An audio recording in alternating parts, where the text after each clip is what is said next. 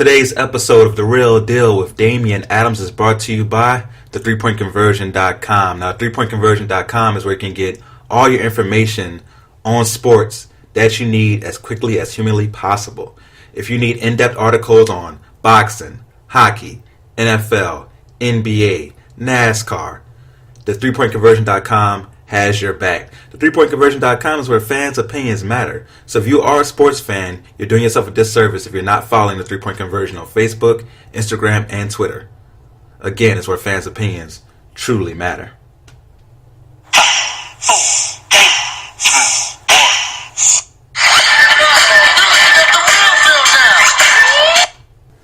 Thank you for listening to The Real Deal with Damian Adams. This is Real Sports Talk for the real sports fan, and I definitely appreciate all you real sports fans who are listening right now.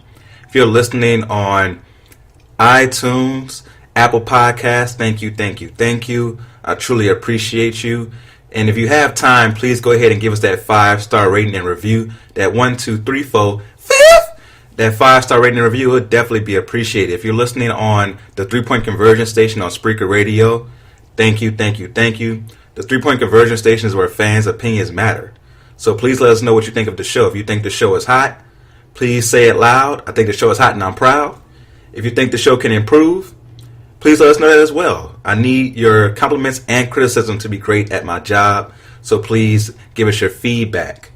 I'm very excited about today's show. We have a lot to cover. We're going to talk about the Sixers getting Jimmy Butler, Carmelo Anthony being done with the Rockets, Draymond Green and KD getting into it, and this time it looks like it's a little more than your normal basketball spat. We're going to count down our top 5 NBA MVP candidates, recap NFL Week 10, preview Week 11, do a little sports trivia, and of course forgotten players, but I can't do this by myself. And as you guys know, I like to get guests on who truly know their sports, and the guest I have today truly knows his sports, is the biggest Chicago sports fan I personally know. Very entertaining. Like, he can watch a highlight video and you'll be more entertained by him watching the video than the actual highlights. Like, he's somebody who definitely knows how to entertain and inform when it comes to sports. Glad to have him on the show today. I'm talking about the man, Pat the Designer from Windy City to Breeze. What's going on, Pat? What's going on, man? That's got to be the best intro I've gotten on all the shows I've been on. No problem, man. I'm just speaking the truth, man. I'm very glad to have you on today. I appreciate you for having me, bro. Definitely glad to be on the show with you, man. Now, what I like to do whenever I have a guest on for the first time is I like to get to know the guest a little bit so my audience can get to know you and get to love your style the way I do. So, can you tell us a little bit about yourself? Just like you said, I'm out of Chicago, Illinois. Big Chicago sports fan. Grew up watching, the Bulls, through some struggle years and some great years. Watched the White Sox win the World Series championship. So I watched the Bears make it to a Super Bowl, and we won't speak on it. But I was big Chicago sports fan growing up, man, and always rocked with it, and just really wanted to do it myself. I would to the radio, listen to all these talk shows, and be like, yeah, I can do this, man. Like, this is talking what I love. So, it started with me and my younger brother. We decided to get a show together, and we just said, let's go for it. Started putting videos on YouTube, started putting stuff on iTunes and SoundCloud, and gaining some traction on it. And now it's me and my co-host Ringo J. Shout out Ringo. He's a big help to the show, and man, we're trying to grow something, man. We really, it's all a team effort. It's not just me. It's tough for me to speak on just myself, because it's all a team effort, and that's why I love coming on shows like this, man. And I appreciate you having me, man. Oh, no problem at all, man. And you spoke a little bit about your YouTube channel and your show, Windy City to Breeze. What can people expect when let's start with the show that's on SoundCloud and iTunes. What can they expect when they tune into your show? with the podcast, you know, it's gonna be it's gonna be just like you sitting here talking with your boys. You know, like we talk mostly Chicago sports, but you know, the Bulls aren't very good right now. You can't talk for an hour about the Bulls. You know, the Blackhawks aren't really good. The White Sox aren't really good. The Cubs are looking to trade pieces off left and right. So you're going to talk everything. It's very tough for us to talk just one area of sports. So we're going to talk national sports. We've been talking about your Saints. You know, we've got them in there. We looking for them. With our Bears now, we're looking towards them in the playoffs. It's a possibility. But yeah, you're going to get everything, man. And it's really, you know, with me and Ringo, we're just out there having fun. We don't claim to be, you know, professionals or anything. We're honestly just two sports fans who are trying to enjoy themselves, having fun, and we really just want to create conversation. That's what we hope that the show does. Yeah, so you have the show, and you also have the YouTube channel. What can people expect when they subscribe to your YouTube channel? The YouTube channel is what's crazy about. If you think the podcast is crazy, the YouTube channel, we do reaction videos. We got Ringo's Red Hot Take. That's when my boy Ringo J gives some hot take, and he's got one for you coming this week that'll probably be up tonight. He says some wild stuff sometimes. We don't know what's going to happen. So you just got to follow along. If you want to argue with him, please do, because that's all I do most of the time. When I got the 2 minutes of truth, which is a segment that I do. It's a segment where basically, you know, I'm giving an opinion, but at a certain point, you know, I hope that you look at it as, man, that's true though. You know, that's fact. Like it can't be said any other way. And if you feel a different way, maybe you got the 2 minutes of truth. Maybe it's your turn to shine. So, you know, like I said, we're just trying to create conversation. You know, and then we do the live podcast on the YouTube also, and we have a whole new show coming up. You know, we're not dropping the details on that just yet. Just know it's gonna be fire. But I think another show that's gonna create conversation, and that's really what it's all about. Yes, I'm a big fan of the YouTube and of the podcast. You guys should definitely check it out. It's called Windy City The Breeze. Find that same name, and you can find all the content. Now, we mentioned that you are a Chicago guy. We're going to talk about your Bears a little bit later. But right now, let's focus on your Bulls. For the Bulls, what has been your, I guess, outlook on the season so far? You know what? I think we've realized two things from the season. Well, me personally, I've realized two things from the season. One, we can't judge this Bulls team on what we've seen. Well, I can't say that fully. We can't judge them completely on what we've seen because we haven't seen this Bulls team together at all. Technically, the Bulls have been missing 4 starters pretty much, or possibly 3 starters and a 6-man, depending on how Fred shakes the lineup up. But they haven't had Bobby Portis, Chris Dunn, haven't had Denzel Valentine, haven't had Larry Markkanen. You know, Zach LaVine has been amazing this year. Definitely a candidate for most improved player if my man D Rose don't win it. But it's really been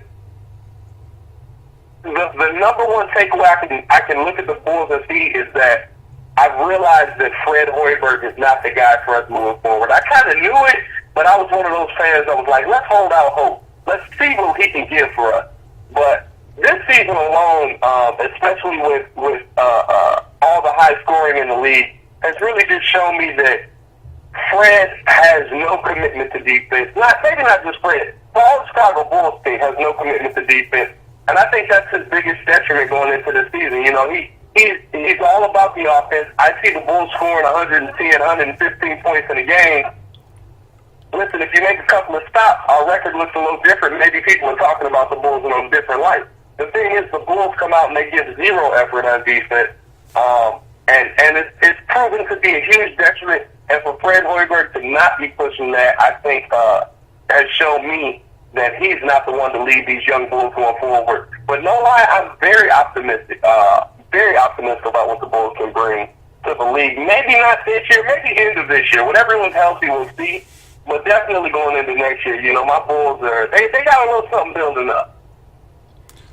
I definitely agree with that. When you talk about the progress that Zach LaVine has made, he's dropped at least 20 points in each game so far this year. So that consistency is there. The shot's there. He got the hops back. We're seeing 360 dunks in the game and everything like that. Larry Marketing showed last year that he can develop into what I believe to be a superstar player in the near future with his length. He actually is he's going to be underrated on defense just because the fact that he's white. People are going to believe he can't play defense. But I think he's going to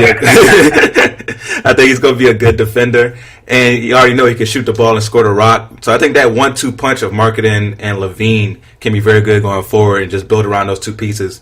And like you said, maybe get a new coach in there, because I do agree with you that it seems like Hoiberg just isn't made for the NBA. I think he's a very good college coach. He was a decent NBA player, but seems like NBA coaching just isn't for him. So maybe you get somebody like a Mark Jackson that's been sitting there for a while, who is known for instilling defense in his teams. He's the foundational piece that built the Warriors to what they are now. When you think about them playing defense, and then Steve Kerr came and added that offensive spark with his system. So I would look for somebody like that for the Bulls going forward to really make that team a contender. And speaking of, don't get me wrong. I'm not saying, it's like you said, I'm not saying Fred can't coach. I think that Fred's scheme is literally the exact scheme that the Bulls need to be running. I just think that these guys aren't looking to Fred and being motivated by it. I know a lot of people are like, oh, you got to be, as a player, you got to motivate yourself. Yeah, you do, but there's times where as a player, you gotta have a figurehead to look to that's going to push you that extra mile, i.e. what Steve Kerr did for the Warriors that maybe Mark Jackson did it. Yeah, no, that's a very good point. Like I said, with coaches, with NBA players, they're all going to be able to, most of them are going to be able to score. You're only going to have a few that are there strictly for defense, and that's their job, and that's the reason they're in the league. So you have guys who have grown up their whole lives being scorers, being the best on the team, and still in that defense has to come from the coaching. So I definitely agree with you on that standpoint. And speaking of former Bulls who could play defense, Jimmy Butler was a Timberwolf, but is now a Philadelphia 76er after a big trade went down. The Sixers got Jimmy Butler and Justin Patton from the T-Wolves. The T-Wolves got Robert Covington, Dario Saric, and Jared Bayless. Also a 2022 second-round pick in this trade. Now, my first question to you, from the T-Wolf side, did they get enough for Jimmy Butler?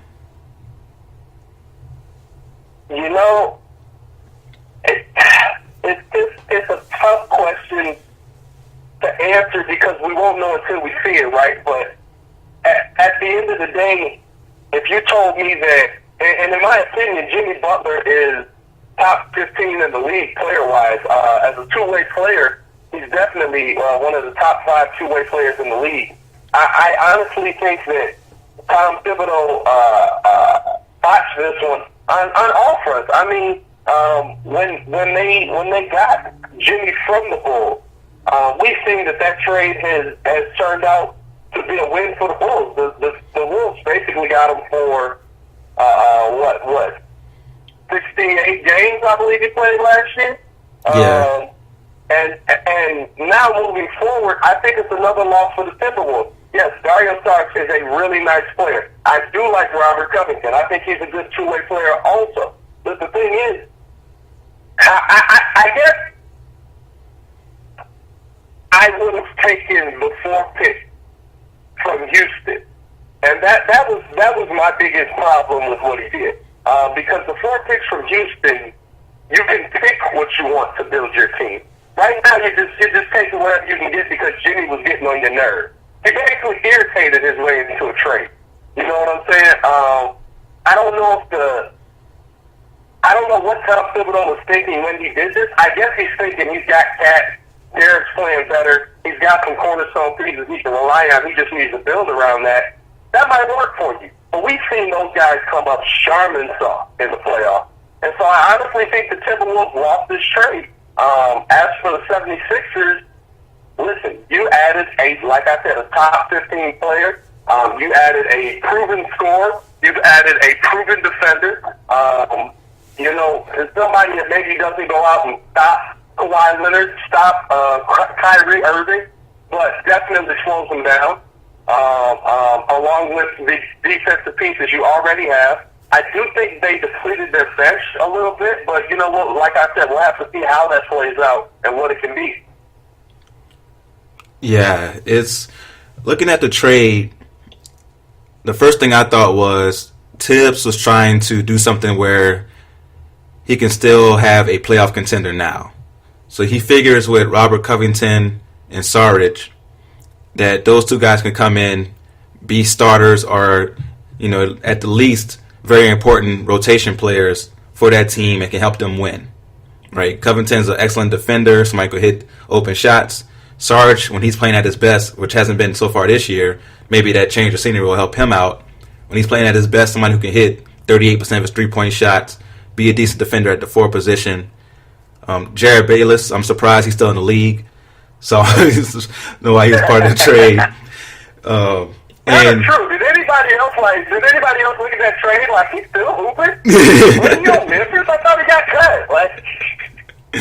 Man, that's hilarious. Especially because I live here in Arizona and he's from here, and the people was like, "Oh, Jared Bayless got traded? Didn't know he was still in the league." But yeah, so that part of the trade, I guess that just had to be like the money part of the trade right there. Another part that kills me about this trade is that they only got a second round pick. So you mentioned that the Rockets offered not 1, not 2, not 3, but 4 first round picks, and you turn around and only get a second. Now I understand you got 2, starter type players, but at least you would think you get a first round pick, not a second round pick. So just because of that alone, you lost the trade. Yeah, and I don't know if his mindset was, well, we know the Rockets are going to be good. We know those picks are going to be, low picks. But still, you're finding guys late in the draft consistently now. I mean, Kyle Kuzma was a late pick. Bam Adebayo was a late pick. I honestly think what the Bulls got this year, Chandler Hutchinson at a later pick is going to prove to be nice. These later picks are panning out. So I think 4 first-round picks would have really been better for the team Wolves. But at the same time, if you can get him to be dominant, I don't know. It concerns me that another grown man can scare you into not being able to play basketball anymore. But if Carl Anthony Towns can be dominant without Jimmy Butler there throughout the playoffs, then maybe you do have something. Maybe we will be saying, Robert Covington and Dario Saric are big pieces in this trade. This really worked out for them. I think this is a good move. But, at the end of the day, you just won't know until you see how it works. And for me, you won't know until you see how it works in the playoffs, because Andrew Wiggins has not shown up. Carl Anthony Towns has not shown up. And it's yet to be seen if Derrick Rose will keep this up for the whole season.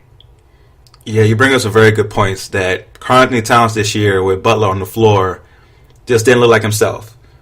And you could tell he was truly affected by whatever happened in their relationship. There was rumors about, things outside the court. I don't know if it's true or not, so we're not going to touch on that. But it was wild. So if that happened, that's just wild. And my man Butler is wrong for that. But if we don't know if that's true or not.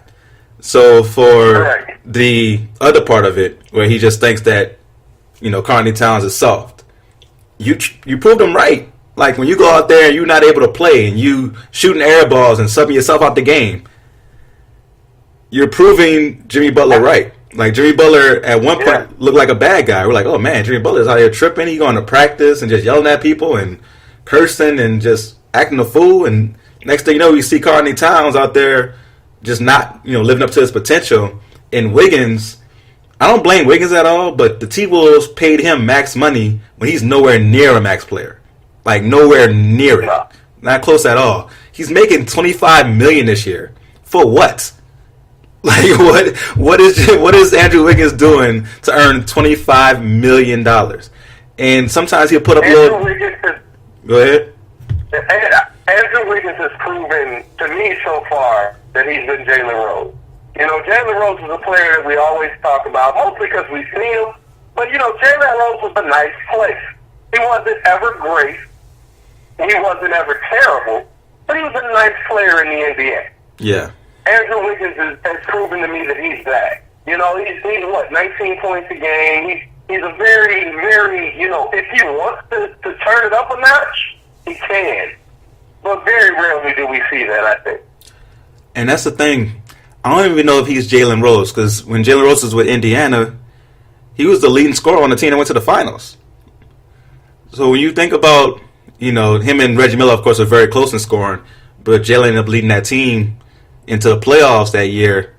So when you think about, you know, Jalen Rose's stats, and of course once he went to Chicago, he was just, you know, kind of filling up the stat sheet for a bad team.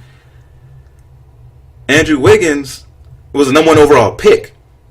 So he was expected to be a Scottie Pippen type, a Kawhi Leonard type, and never showed the effort on defense. And we thought the offense would come later, and the defense would be there first. And it's been the opposite. And on offense, he's very inefficient. So for the T-Wolves, without Jimmy Butler, I don't see him doing well this year. Derrick Rose has had this resurgence this year. Hopefully it continues. But even with his resurgence, I don't see that leading to victories for the T-Wolves. I think it's going to start tonight when they lose to the Pelicans. You know, I'm not just saying that because I'm a Pelicans fan, you know. But I think it's going to start tonight when they lose to the Pelicans. Though, let's talk about the 76ers now. All right, so they were already top 4 in the Eastern Conference. You got Toronto, Boston, Milwaukee, Philadelphia. Not in that order, but those are the 4 teams in the Eastern Conference, that we know are contenders in the East. It's going to be a dogfight between those 4 teams that it looks like right now. Did the addition of Jimmy Butler propel the 76ers to the top of that list? Top of the list? It's another one of those, it's going to be yet to be seen, because it's going to be all based off of how the other guys react to Jimmy Butler. I was talking about this on the podcast we did last week, that Jimmy Butler, you know, he's not totally innocent. He's not the innocent guy that he has us all believe he is. I don't think he's a bad teammate or anything. But listen, Jimmy Butler is going to push you. Jimmy Butler is a player who, when he came into this league, was not a scorer. Was not an efficient scorer. Jimmy Butler was an athletic player and would work hard defensively. He has worked his butt off to become a top 15 player in this league. And listen, he expects that from his teammates. I don't hate on him for that. I don't think that's a wrong ideal to have. But you got to understand that some people aren't going to work that hard. Joel Embiid is God's given talent. We've seen Joel Embiid down in Big Macs before the game. So, you know, not to say that Joel doesn't work hard, but he's definitely going to just feel like, hey, listen, I got what I got. I mean, I wasn't even playing basketball 6 years ago, and I'm already this dominant player. You know, talk to one of the most dominant big men in the league. So I'm just going to keep it pushing. You know, how is Jimmy going to mold that? Now, Joel Embiid, we've seen him work hard. You know, we've seen those videos when he's training with his team. He's trying to get better. So Jimmy might push him to be something that he never thought he could be. Same with Ben Simmons. Listen, Ben Simmons can benefit the most from Jimmy Butler, because Jimmy Butler was a player that, when he was on the Bulls, yes, he could knock down the 3 ball as a shooting guard, but we never looked at it like, yeah, I want to see Jimmy taking the last second 3. That's the shot I want to see every time. I trust that. You know, right now, Jimmy Butler has proven that he is a much better 3-point shooter than we ever thought he would be. And I think Ben Simmons can learn from that. Listen, you've got to learn how to shoot to be in this league, especially how the game is right now. You know, so I think he can help him add an entire other dynamic to his game. Hopefully he can influence Markelle Fultz a little bit. You know, the young buck is struggling a little bit, you know. But I think when it comes to the Sixers, in the East, they will down the stretch not be as good. Definitely not top of the league. I think they'll be still 3. I think they're still 3 for me. I don't have faith that Milwaukee's going to keep up what they're doing. Although Giannis is a monster. But I think that with Jimmy Butler, they're still the third best, because they don't have a bench anywhere as deep as Boston or Toronto. And I think that's going to come back to haunt them, especially seeing as how they just got rid of Covington and they just got rid of Starks. 2 players who are heavy in the rotation, you know what I'm saying? No, that's a very good point. Their depth is definitely lacking. You traded 2 stars to get Jimmy Butler, and you mentioned Markelle Fultz. When Markelle Fultz on the floor with Ben Simmons, that's going to make the spacing very, very tight. So someone like a Jimmy Butler may not be able to work. Joel Embiid may not be able to work because of that spacing. I wish the best for Markelle Fultz, but right now I feel like you just can't have him on the floor heavy minutes. You got to go back to having Ben Simmons as your one, even though he's pretty much running the one anyway, but as your one, J.J. Redick at the 2, you have Butler at the 3. I don't know if you probably have Wilson Chandler maybe running the 4, and of course Embiid at the 5. But Markelle Fultz just can't be out there with Ben Simmons. Like, with those two out there at the same time, has affected Ben Simmons as well. He's not as effective. So hopefully Markelle Fultz can get it together. They actually did go back to that old lineup. Redick's back in the lineup. Oh, okay. So it's going to be there's going to be much more space, and we needed to do that. The kid, listen, the trial by fire thing, it works sometimes, but obviously, Markelle Fultz is going through something mentally. It's something with his jump shot is just gone, and so you got to let him come off the bench and maybe see what the other guys are doing, let the game slow down for him, and then, kind of work him in there. Yeah, I believe coming off the bench he's still going to be effective because he's still so athletic.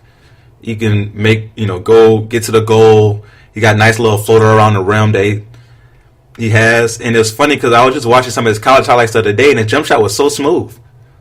It was so smooth in college, and you just wonder how it can get that bad. You have, reports of the shoulder injury last year, and then he tried to play through it, and then from there it just went downhill.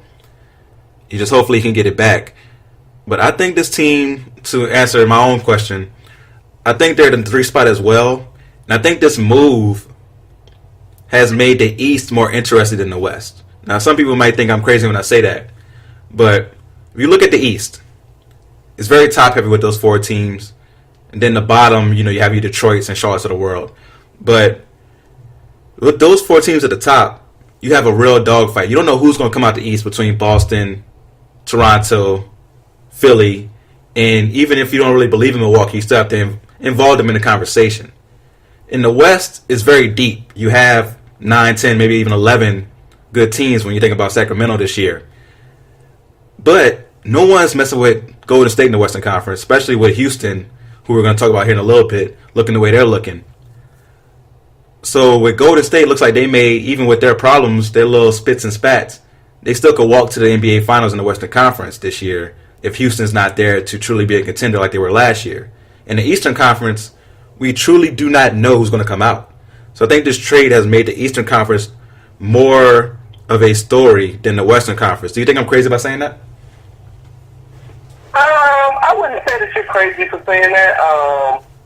I think it's tough looking at the West because it's not. I think the better story is in the East, like you said, just because the West, like you said, is going to be all, Golden State. Like even with everything that's going down with Draymond, if somebody's out there that thinks that the Golden State Warriors can't get to the finals with a healthy Boogie Cousins, Kevin Durant, Steph Curry, Klay Thompson, and a pissed off Draymond maybe coming off the bench, not saying that that's what's going to happen, but they don't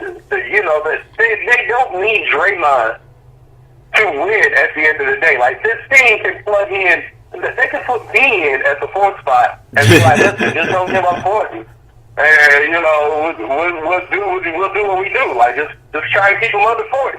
You know what I'm saying? Like, you can put anybody in there. Like, Draymond is a replaceable player. He's a nice player, but a replaceable player. But the East, like you said, there's a lot of storyline.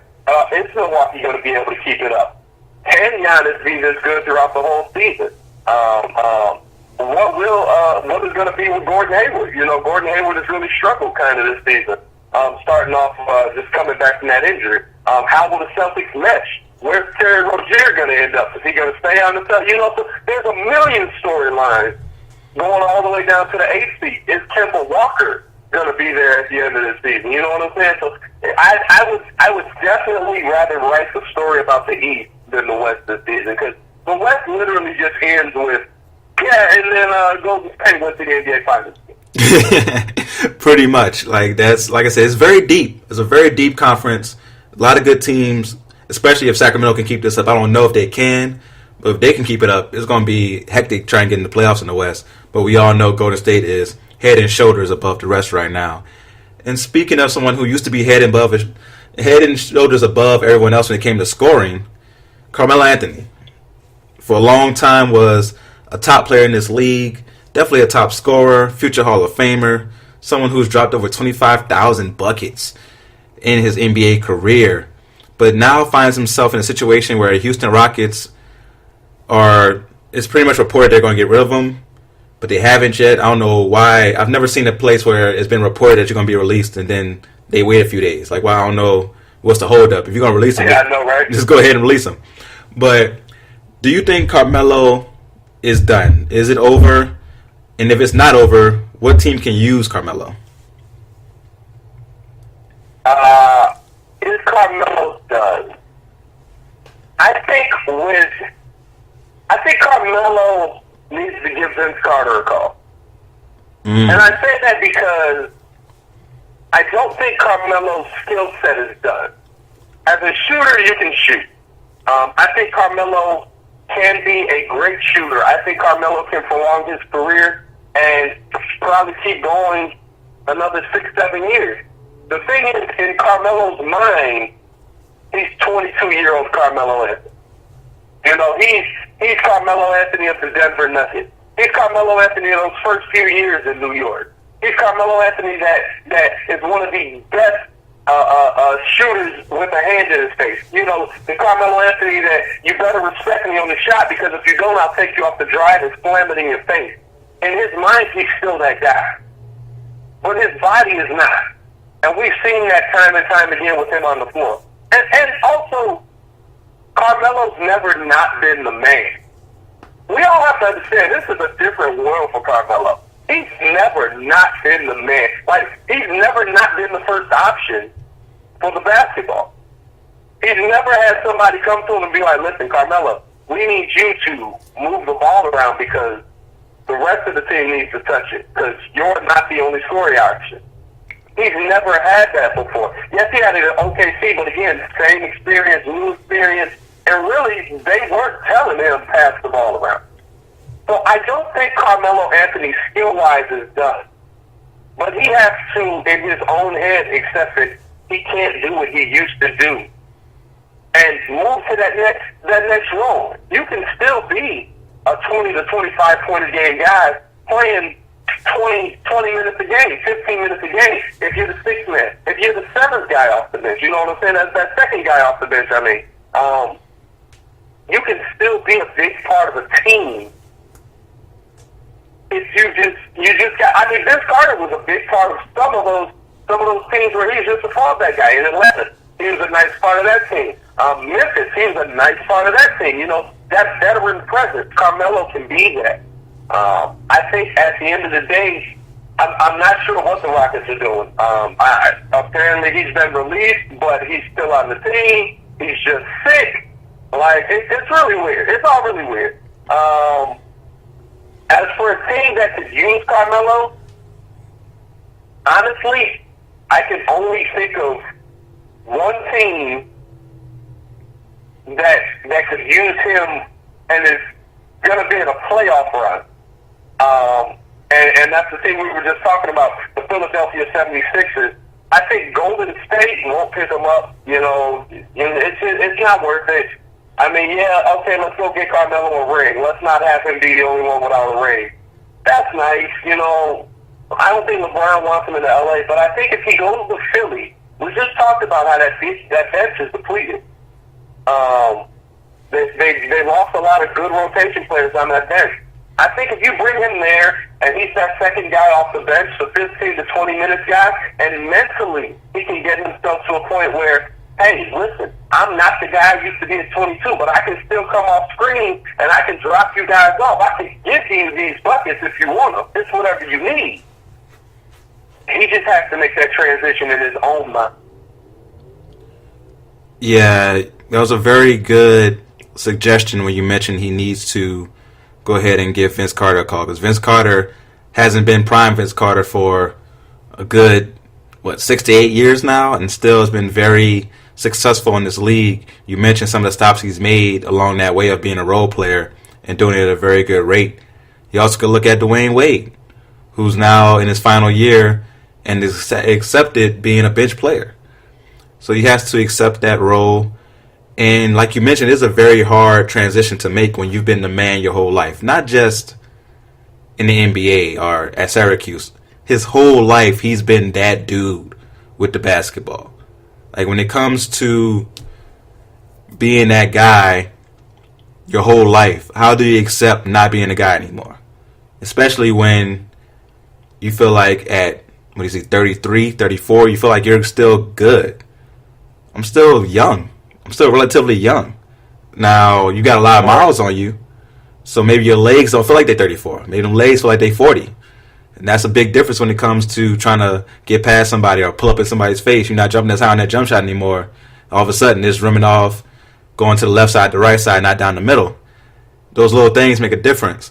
So for Carmelo, he's not done. He still can get you 15, 20 points. We've seen it this year. He's had multiple games, even this season, where he's gotten over 20 points. So he still can score the basketball.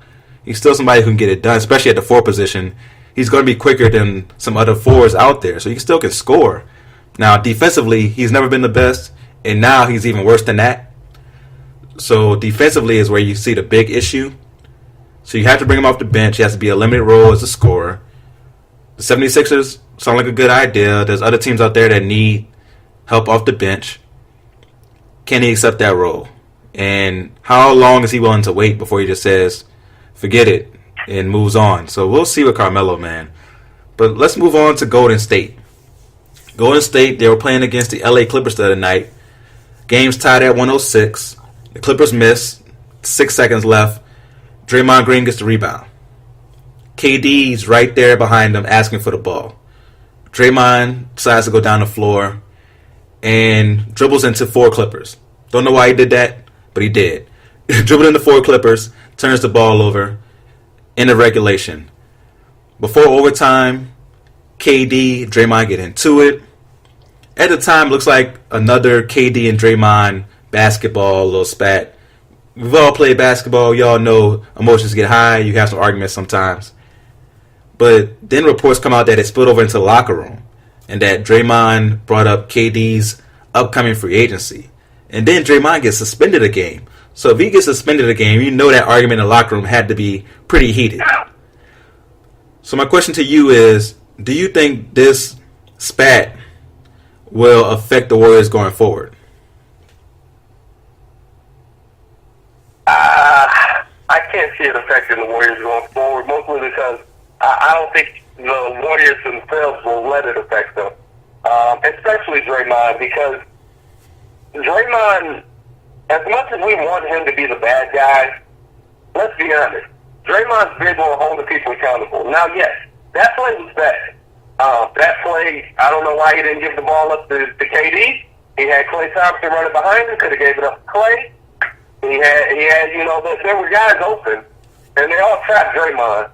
I don't know what was going on in his mind, but he's big on holding people accountable, and he's done a lot for this Golden State team. He's a guy that's taken a pay cut or accepted a pay cut. Like we're not going to give you the contract that you deserve right now because we can go get KD. A word, you know what? Let me hop on the phone and talk to KD. You think Draymond doesn't know that he's the one that's going to get edged out? You know what I'm saying? Like, it's a weird dynamic in Golden State, but at the end of the day, it's that last hoorah. I think this is the last legit hoorah for Golden State. Maybe they don't all leave. Maybe KD doesn't leave. Maybe Steph does. Steph's not going anywhere. Maybe Klay leaves. Maybe Draymond leaves. Maybe they want a different dynamic. And that happens with championship teams. After a while, you want to see if you can be the man somewhere else. It's things like that really change that dynamic. So I don't think it will affect them this year. In fact, it may even make them better this year Because some of these guys, they know in the back of their head, listen, I don't really want to come back next year. I want to do this somewhere else. I'm tired of doing this here. You know, so they're going to try and get that last stand, that last championship as a group together. That's a very interesting take there, that it could actually propel them going forward and make them even stronger going forward, which would be scary. For me, at first I didn't think anything of it because we've seen Draymond and KD get into it before.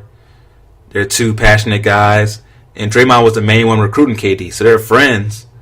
So they get along most of the time, and for this now, I'm thinking that the fact that Kevin Durant hasn't come out and said, I want to be a Golden State Warrior for the rest of my career, maybe Draymond's taking that personally. Like, man, we brought you here. We already had a championship and had a record-breaking season where we, missed on the championship by 4 points in Game 7 and decided to bring you here, and now we've helped you increase your legacy by becoming a 2-time Finals MVP and a 2-time NBA champion. Maybe you owe us more than I'm just going to be honest and stay open to the opportunities out there, instead of saying, coming out like a Kyrie Irving did and saying, I want to be with this team. Even though you haven't officially signed, Kyrie Irving shut down all the rumors by saying, I want to be here. And maybe Draymond's taking that personally that KD hasn't done that. Because that's the only reason you would bring that up. When we're arguing about basketball, the fact that you made a horrible turnover and the argument turns into, I'm going to bring up the fact that you're a free agent next year and now you want to not stamp your place here in Golden State.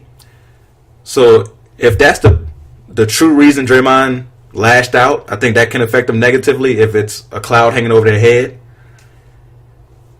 Or, like you said... I think that... Oh, go ahead. Go ahead. I was going to say, or, like you said, it can propel them going forward and make them even stronger. But I want to hear your point. Yeah, I think at the end of the day, it's going to be like, when you're hooping it directly, like these guys are out there having fun. And every now and then you lose a game. Every now and then you come up short and somebody makes a dumb play. And very rarely does that conversation end about the play. It usually ends with stuff like that. Oh, well, that's why you be over here at the stupid doing all this, doing all that, blah, blah, blah. That's usually how these arguments go, especially from the person that messed up. Because, listen, you know you messed up. You're just mad at yourself that you messed up. And you don't want to hear it from nobody else. You know what I'm saying? So I think it's going to be fine. Like, I'm not worried about the Golden State Warriors in the slightest. We started the season and we forget that we're only seeing, 4 out of the 5 of the starting Golden State Warriors on the floor. And oh, by the way, the 5th guy is the best hitter in the NBA. Yeah, it's when you bring that up, man, it definitely just puts it back into perspective, like we mentioned earlier, why the Western Conference doesn't look like it's going to be as interesting as the East, because Golden State is just so top-heavy with their talent. But it's going to be interesting going forward. We'll see if they have anything else. It was very surprising when they decided to suspend Draymond for a game. So that's what really makes me think, like, man, they must have really got into it. And you have to be able to admit when you're wrong, though. If you're going to hold people accountable, like you said, Draymond's known for holding people accountable, you have to be able to say, my bad. I should have gave up the ball. Or when I dribbled and I turned that corner, I should have gave it to Clay as soon as I saw him come behind me for that open three-pointer. He was killing that game. It shouldn't turn into you pointing at other people when you're the one that's wrong. That's something. I'm not a fan of either guy. I'm not a fan of Draymond because he was out here for a long time kicking people in the not so bright regions. And, KD. And, I never was a fan of KD making the move to join Golden State in the first place. So I'm not a big fan of either guy. But in this case, I got to side with Kevin Durant because, first of all, I'm one of the, if not the best, one of the best scorers in the NBA right now, if not ever. Give me the ball with 6 seconds left. I can go up to the left side, hit it in whoever's face, just like I did LeBron in the NBA Finals. But you want to go and dribble. Even though we know that you can do that at times, you're a great facilitator at times. End of the game, give me the rock, especially if Steph's not on the floor. Give me the rock. What are you doing? And it turns into, escalates into that, just no reason for that. But now let's move on. Yeah. Oh, go ahead.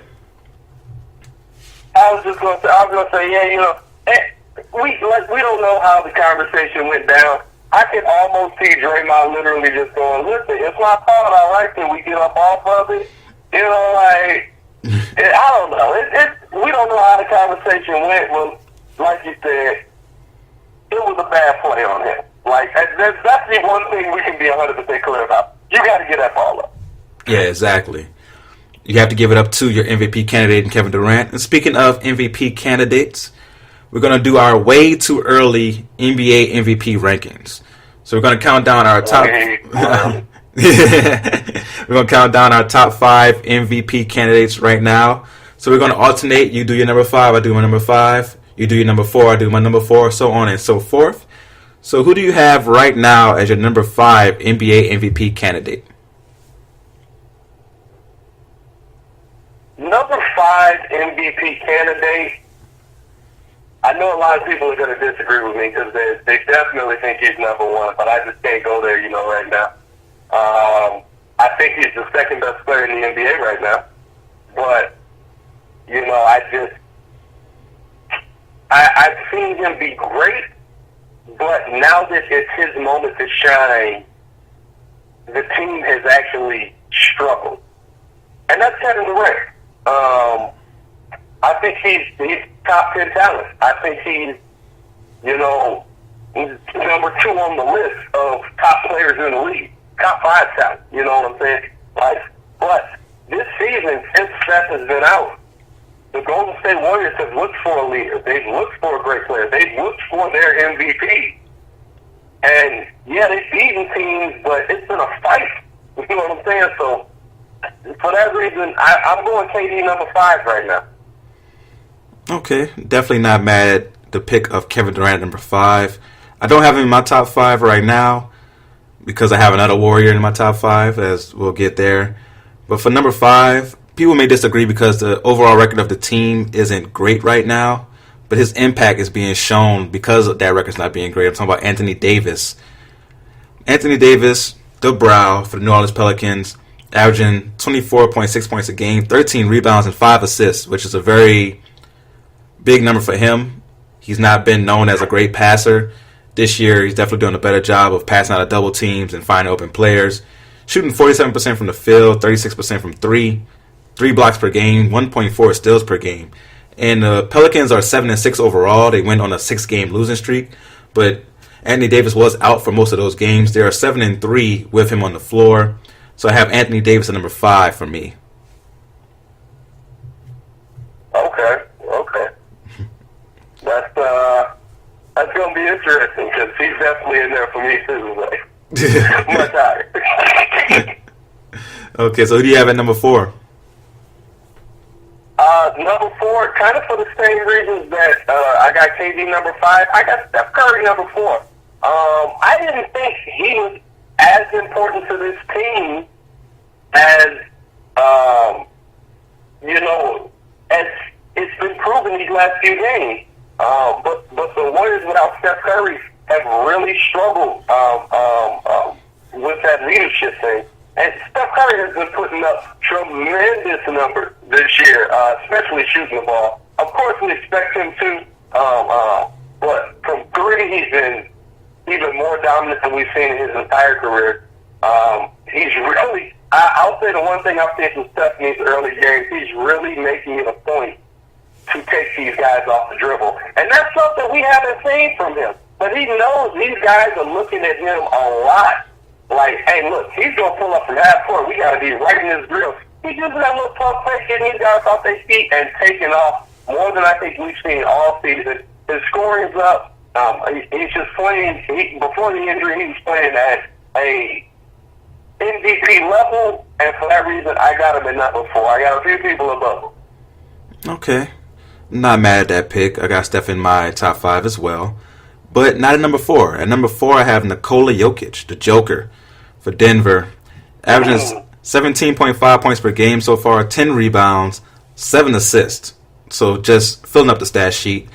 Shooting 52% from the field, 40% from 3. And Denver right now is 9-5. One of the things that people thought Jokic would be a bad defender, but he's been defending pretty well. And Denver is ranked in the top 10 defensively because of that. So I got to go with the Joker at number 4. Okay, that's a good pick. So who do you have at number 3? Number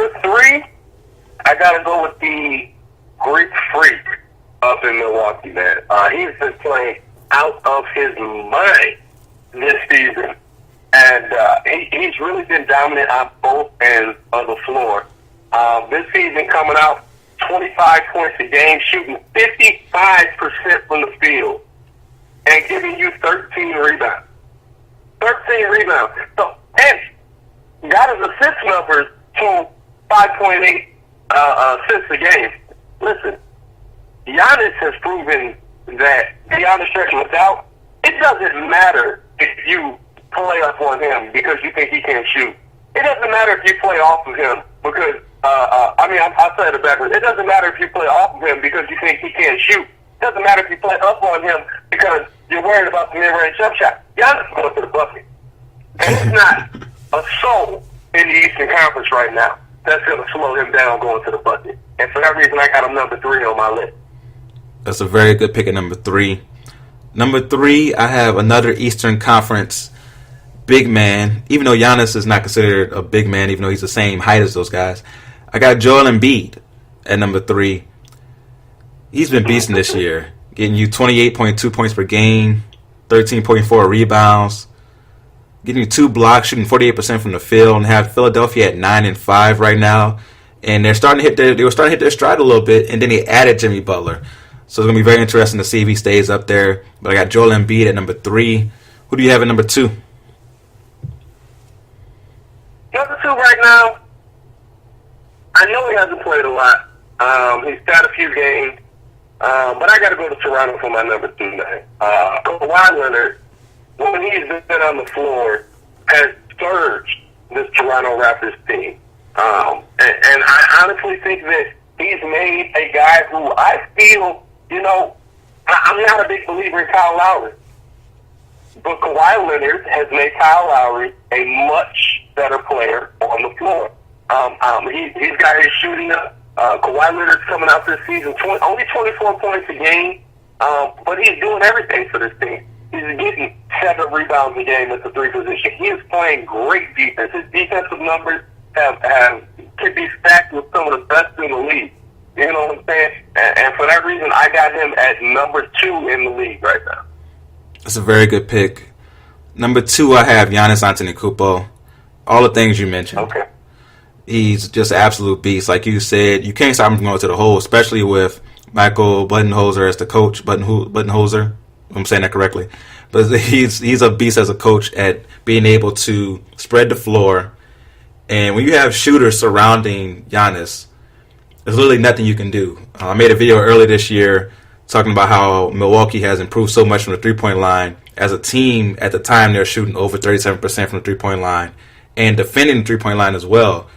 Opponents only are shooting lower than 30% against them from the 3. So if you're defending and shooting the 3 well, you're doing things as a team well. And when you have Giannis to add to your excellent play, it's just unstoppable, man. And there's a reason they're 10-3, and he's the main reason for that. So I have Giannis Antetokounmpo at number 2. So you mentioned it a little earlier. Who do you have at number 1? Hey, listen.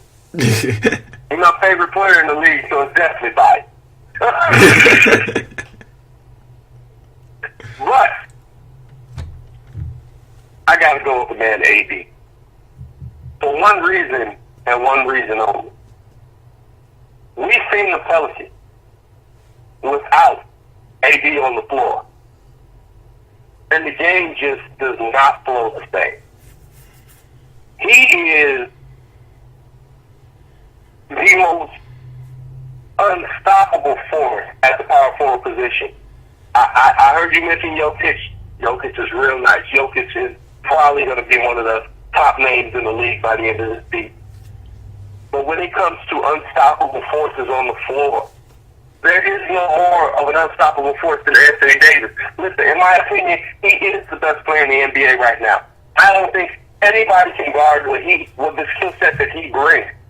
Even when we see him and Boogie Cousins go at it, they don't actually stop each other. It's just a whole bunch of points being scored on both sides.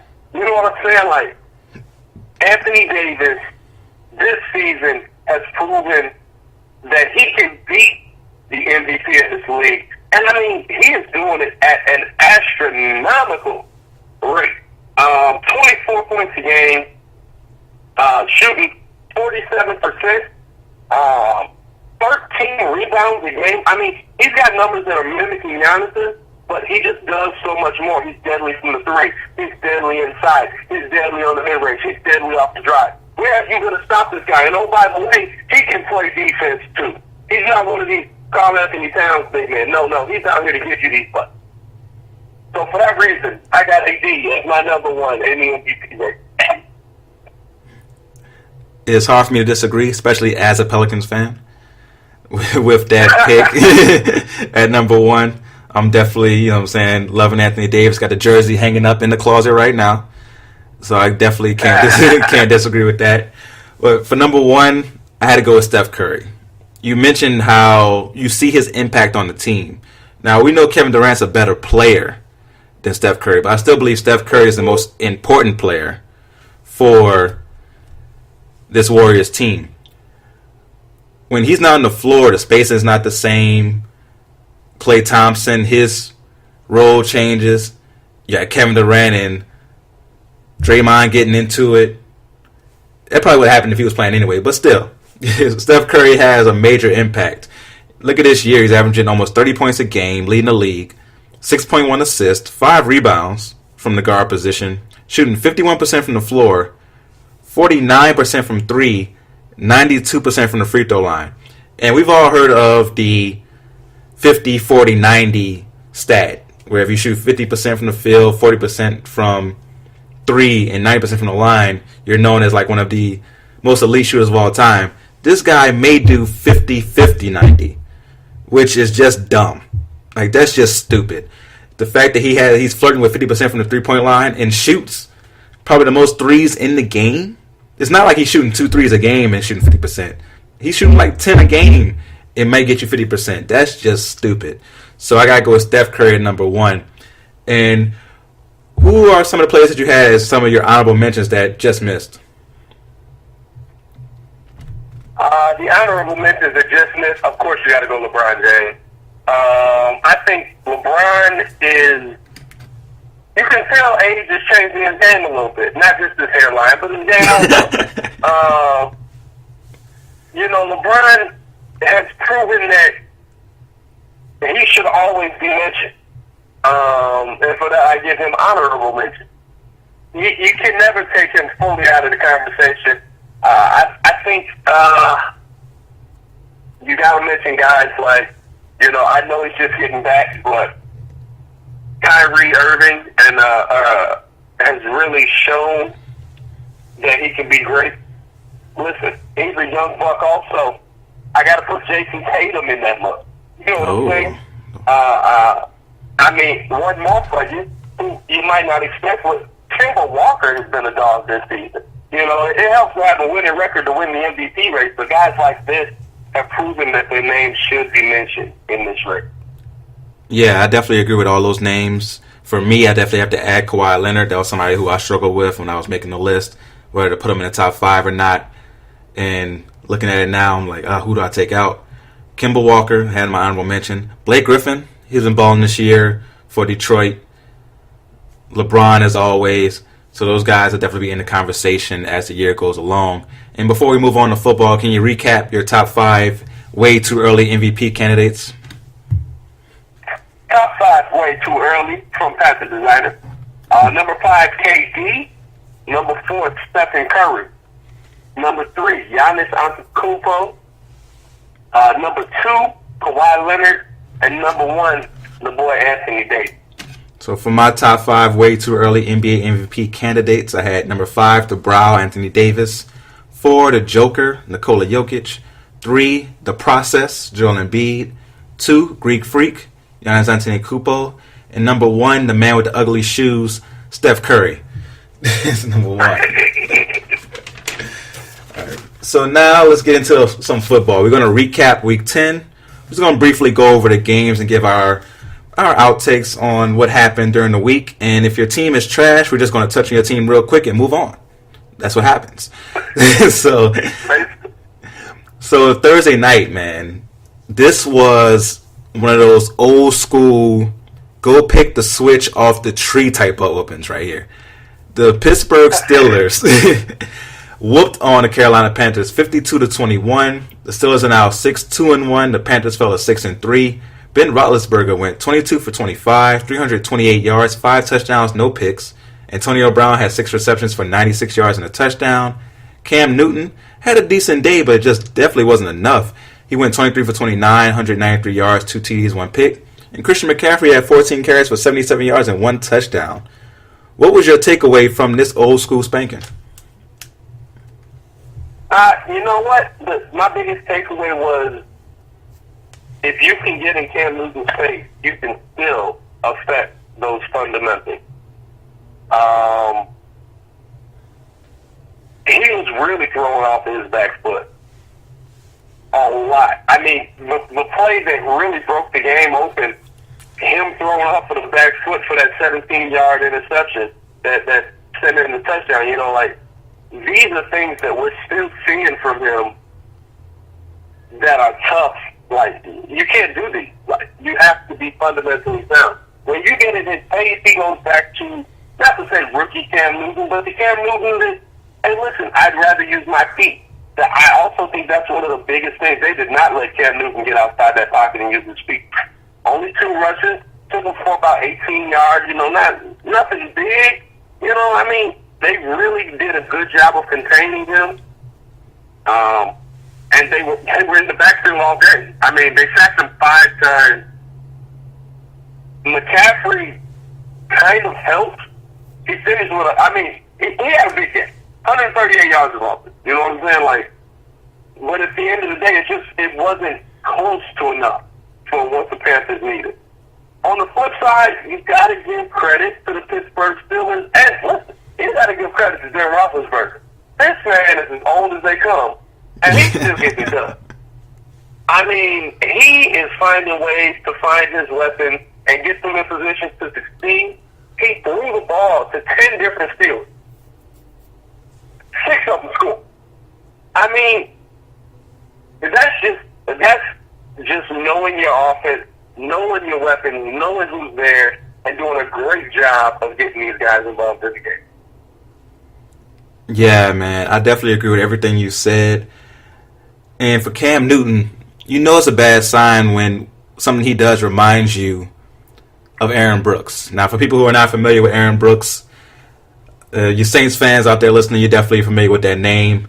He was the quarterback prior to Drew Brees and wasn't known for the best decision making. And there's one play, I believe it was against the Denver Broncos, if I remember correctly, where he's in the end zone, similar to Cam Newton.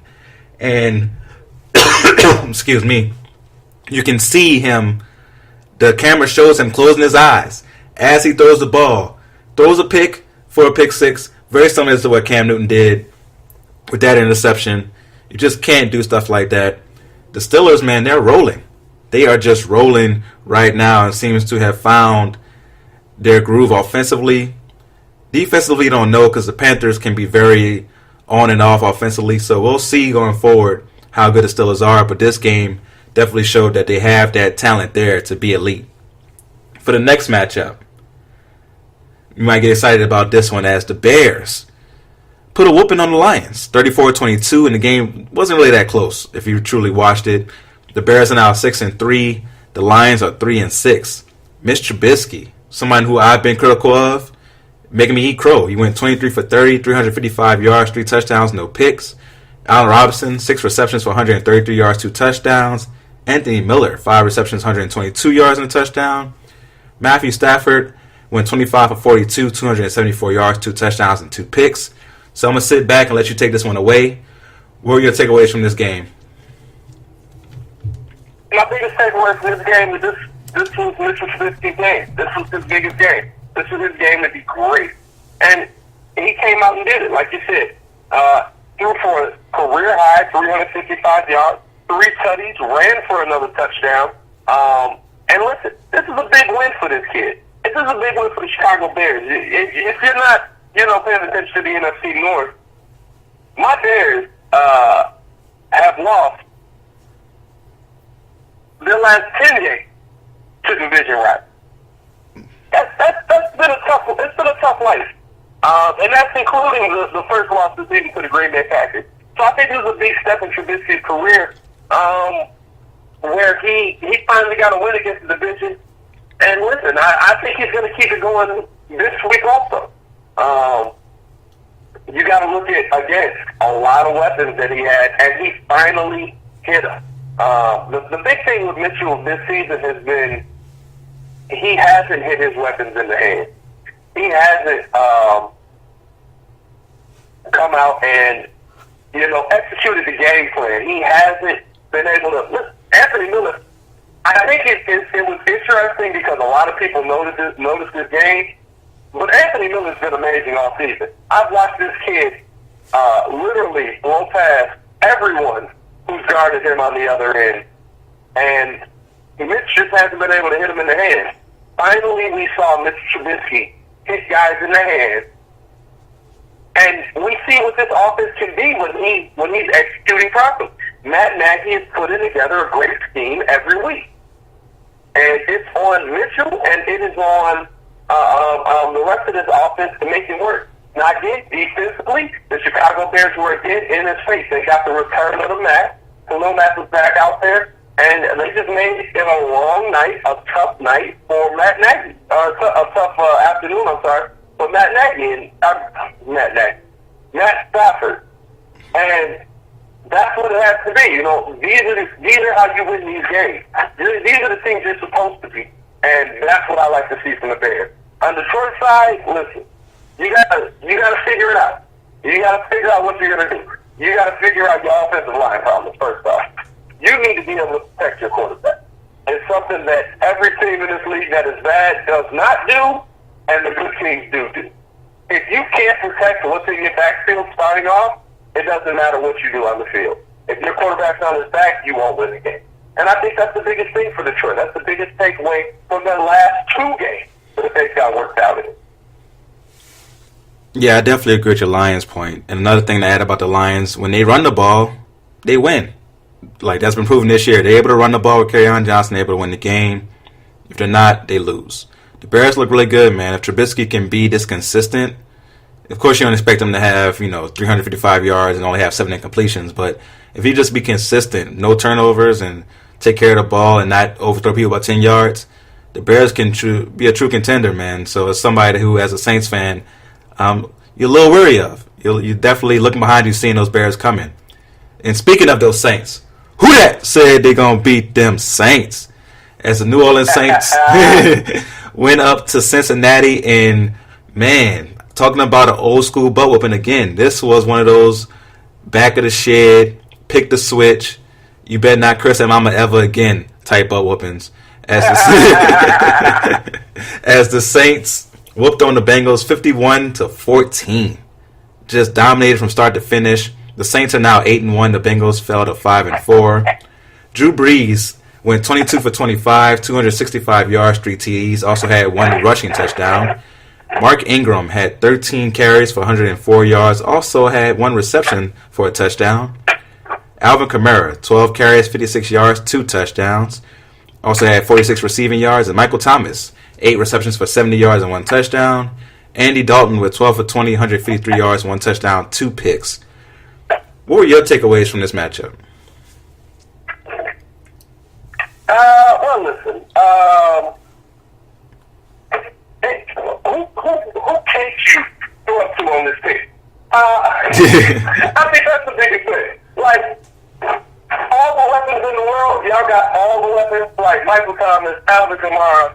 I mean, Drew Brees is still a god living off of this team right now. Like, these guys are ridiculous. And what I saw in this game was just more of the same. I expected the New Orleans Saints to come in here and do this. Not just because, of what they got on the team, but also because of what they were facing. I mean, the Bengals are trash. Like, I don't even know how to speak on them. Like, Marvin was, why is he still going? Like, why? Like, he's led them to nothing. Andy Dalton will not be a top-tier quarterback. Their defense is garbage. Like, y'all basically play against your practice squad. I mean, like, it's tough to say anything great about the Saints because they went up against garbage. Like, it's like when Nick threw 6 touchdowns versus the Buccaneers, and everybody was like, well, I mean, it was the Buccaneers. It's the same thing here. Like, yeah, it's crazy because the Bengals, they were 5-3 going into the game. So they're a team that's fighting for a playoff spot. You just expect more at home. I didn't expect it to be this. Of course, I picked the Saints to win the game comfortably. I picked the Saints to win by, I believe, 13. But to be up 35-7 at half and literally take your foot off the gas in the second half, if you wanted to, you could have scored 70. I didn't expect that. Like, it was to the point where you're like, man, I started watching other games. That's why I knew, how the Bears were playing. It just was bad. And for the Bengals, you don't have A.J. Green. So you're like, okay, they're going to struggle a little bit offensively. But their first drive, they go straight down the field. Score. Andy Dalton's looking great. Saints defense make a few adjustments, makes them work a little harder to get the ball downfield, and they just are shook by a couple of adjustments. Like, you can't make adjustments yourself. And once those adjustments happened defensively, they couldn't stop the Saints offensively, and it just got way out of hand. And it just was nasty from that point. I do believe that we still need that second receiver. We're doing a great job of moving Michael Thomas around and making it to where it's hard to double team him. But we don't have that second weapon yet. Des Bryant was supposed to be that guy. Unfortunately, he tore his Achilles in practice. We signed Brandon Marshall, who I believe still has a little bit in the tank, but I don't know how much he can give us. But he can at least be a big buy that you have to pay attention to. I think it's going to make our offense even more deadly going forward. But we definitely need that second offensive wide receiver. Because going into this week... Listen, man, you can't have everything. You can't have everything. You got one of the best quarterbacks in the league. You got Mark Ingram. You got Alvin Kamara. Look, you can't have everything, bro. Like, you got to pick and choose. You got Michael Thomas. Like... Nah, it's true. That's probably, it maybe was the football guys just balancing it out by, hurting Des Bryant. Maybe that was what it was. You can't have it all. But I still think that second wide receiver would help, even when it comes to situations where maybe a defense will be able to do a better job of doubling Michael Thomas when it comes to just having that outside threat. But a great game. Like you mentioned, the Bengals just look trash, man. For the next matchup, Speaking of trash, the Atlanta Falcons. They lost to the Cleveland Browns 28-16. The Browns are now 3-6-1. The Falcons fell to 4-5. Baker Mayfield, who said he felt dangerous going into the game, he went 17 for 20, 216 yards, 3 touchdowns. Nick Chubb, 20 carries, 176 yards, 1 touchdown. Matt Ryan went 38 for 52, 330 yards, 2 touchdowns. Coleman, their lone running back threat right now, only had 44 yards. Julio Jones had 7 receptions for 107 yards and 1 touchdown. What were your takeaways from this matchup? I think we've seen more improvement from Baker Mayfield. It's one of those. Baker's somebody that we don't expect to be in Cleveland, right? Like, he's that star that you look at and you're like, wow, like, this dude's actually, he got a bit of a mouth. He gonna talk a little shit. Oh, and he gonna back it up too. Okay, I see what you're doing. He completed his first 13 passes. Ended up, finishing. He didn't throw a ton. 17 for 20, only 216. But he makes his passes count. And listen, if the Browns can get that running game going, no one should sleep on the Browns. Like, if you're coming into the Browns and you think it's going to be a cakewalk, it's not going to be a cakewalk. These guys keep every game close. They competed every game. And I think that's just, maybe that's just one season off. Maybe it just wasn't meant to be this season, This is a team that can always be dangerous, and this is a team a lot of teams will fear getting beat. On the flip side, you look at the Atlanta Falcons. This entire season is basically what we saw in that game. Like, Julio Jones showed that he was great. Yet again, Matt Ryan shows that he's talented. But it doesn't translate to win. You know what I'm saying? Like, that's the thing. These guys all season have just It's back and forth, up and down. I mean, Matt Ryan and Julio Jones really don't even seem to have a connection this year. It's kind of weird when you watch the Falcons play because, like, these guys get down to the red zone, they don't go to Julio Jones. These guys get near the red zone, they're not going to Julio Jones. It's a weird dynamic with the Falcons, and it's a dynamic that's got them at 4-5 right now. Not a competitive team. A team that is very beautiful in the NFC South. Yeah, the NFC South is tough, man, and they're very beatable. And part of that is injuries. Their defense has been just demolished this year by injuries. Like you mentioned, the Browns, they're going to fight. They got a lot of talent. You know, all those early first-round picks, eventually you're going to have talent on your team. That's what happened. So they're going to be a team that's hard to beat, especially if they are believing in their coach. And I think that could be a big thing with Hugh Jackson and Haley gone. Now you maybe have a regime that you believe in and that's putting you in the right place. So I'll leave it at that for that matchup. For the next one, I believe these two teams are trash, but because of their division, they still are somewhat contending. And I'm very upset because I picked one of these teams to go to the Super Bowl this year, and it's not going to happen. I'm talking about the Colts and the Jags. The Jacksonville Jaguars were my AFC pick at the beginning of the year, and they just making me look real stupid, making me look real dumb right now, as they lost to the Colts 29-26. The Colts are now 4-5, and the Jacksonville Jaguars are 3-6. Andrew Luck went 21 for 29, 285 yards, 3 touchdowns, and 1 pick. Blake Bortles went 26 for 33, 320 yards, 2 touchdowns, no picks, no interceptions, no fumbles. Leonard Fournette, 24 carries for 53 yards, 1 touchdown. First game back after dealing with hamstring pretty much all season. What are your takeaways from this matchup? Listen, if you're Jacksonville, you got to be sick to your stomach right now. Blake Bortles had a game. I tuned into this game for a little bit, and Blake Bortles was eating the Colts defense up. Granted, it's the Colts defense. That's what you're supposed to do. But we've seen Blake Bortles not be a dominant quarterback. You know what I'm saying? Like, 26 for 38, 320, 230. What? Was that Blake Bortles out there? Like, that is something you have to take advantage of. This defense has taken a step back. They are a very beatable defense. You know, these guys have really just, I don't know, man, like, Jalen Ramsey is not really being as effective. You know, they're still kind of getting the takeaway, but not on the level that they were last season or anything close to it. And I think a big part of Jacksonville is we're seeing them play that first place schedule. We're seeing guys get exposed. Like, you gotta give some credit to that. Like, these guys are playing much better teams than they played last season. Yeah, they looked amazing last season. Well, they played trash, y'all. You know what I'm saying? So, like, these guys now are playing against that top schedule in the league, and it's showing. They're not coming out and giving that competitive effort. In Indianapolis, in this game, Andrew Luck, you know, he just kind of deals what Andrew Luck does. Came out 21 for 29, very efficient, 3 touchdowns, 285. That's what you expect from Andrew Luck. I think that these guys definitely got to get the running game going a little bit more. They really just had one big rush from Wilkins.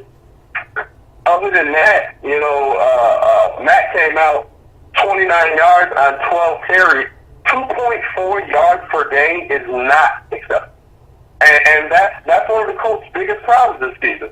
Their running game is dead. They rely way too much on Andrew Luck. And you're not a full strength team. You know, you don't have 3 phases to rely on just on your offense. You don't have receivers, a running game, and a quarterback. Right now, you just got the quarterback, who, by the way, if we forgot, just came back from injury and being out for like 300 and, well, more than that. I forget how long it was. Almost 2 years, something like that. It was wild. Yeah, I definitely agree with everything you said. I don't have much to add to it. Just Jacksonville, if Blake Bortles does this, you have to win. Yeah, every time Jacksonville loses, we look at Blake, your defense, Jalen Ramsey, where you at? Hey, you was talking a lot of mess. Where you at right now? You can't be quiet. So, yeah, we need Jacksonville's defense definitely has to take this one on the chin.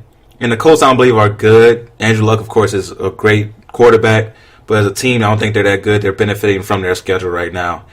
For the next matchup, we had the Packers defeat the Dolphins. Speaking of teams who are just in the middle, Packers are 4-4-1 now, and the Dolphins are 5-5. Packers won 31-12. Aaron Rodgers went 19 for 28, 199 yards and 2 touchdowns. Jones, the running back, 15 carries, 145 yards, 2 touchdowns. Brock Osweiler, some people like to call him the Heist for all the money he's made in the NFL.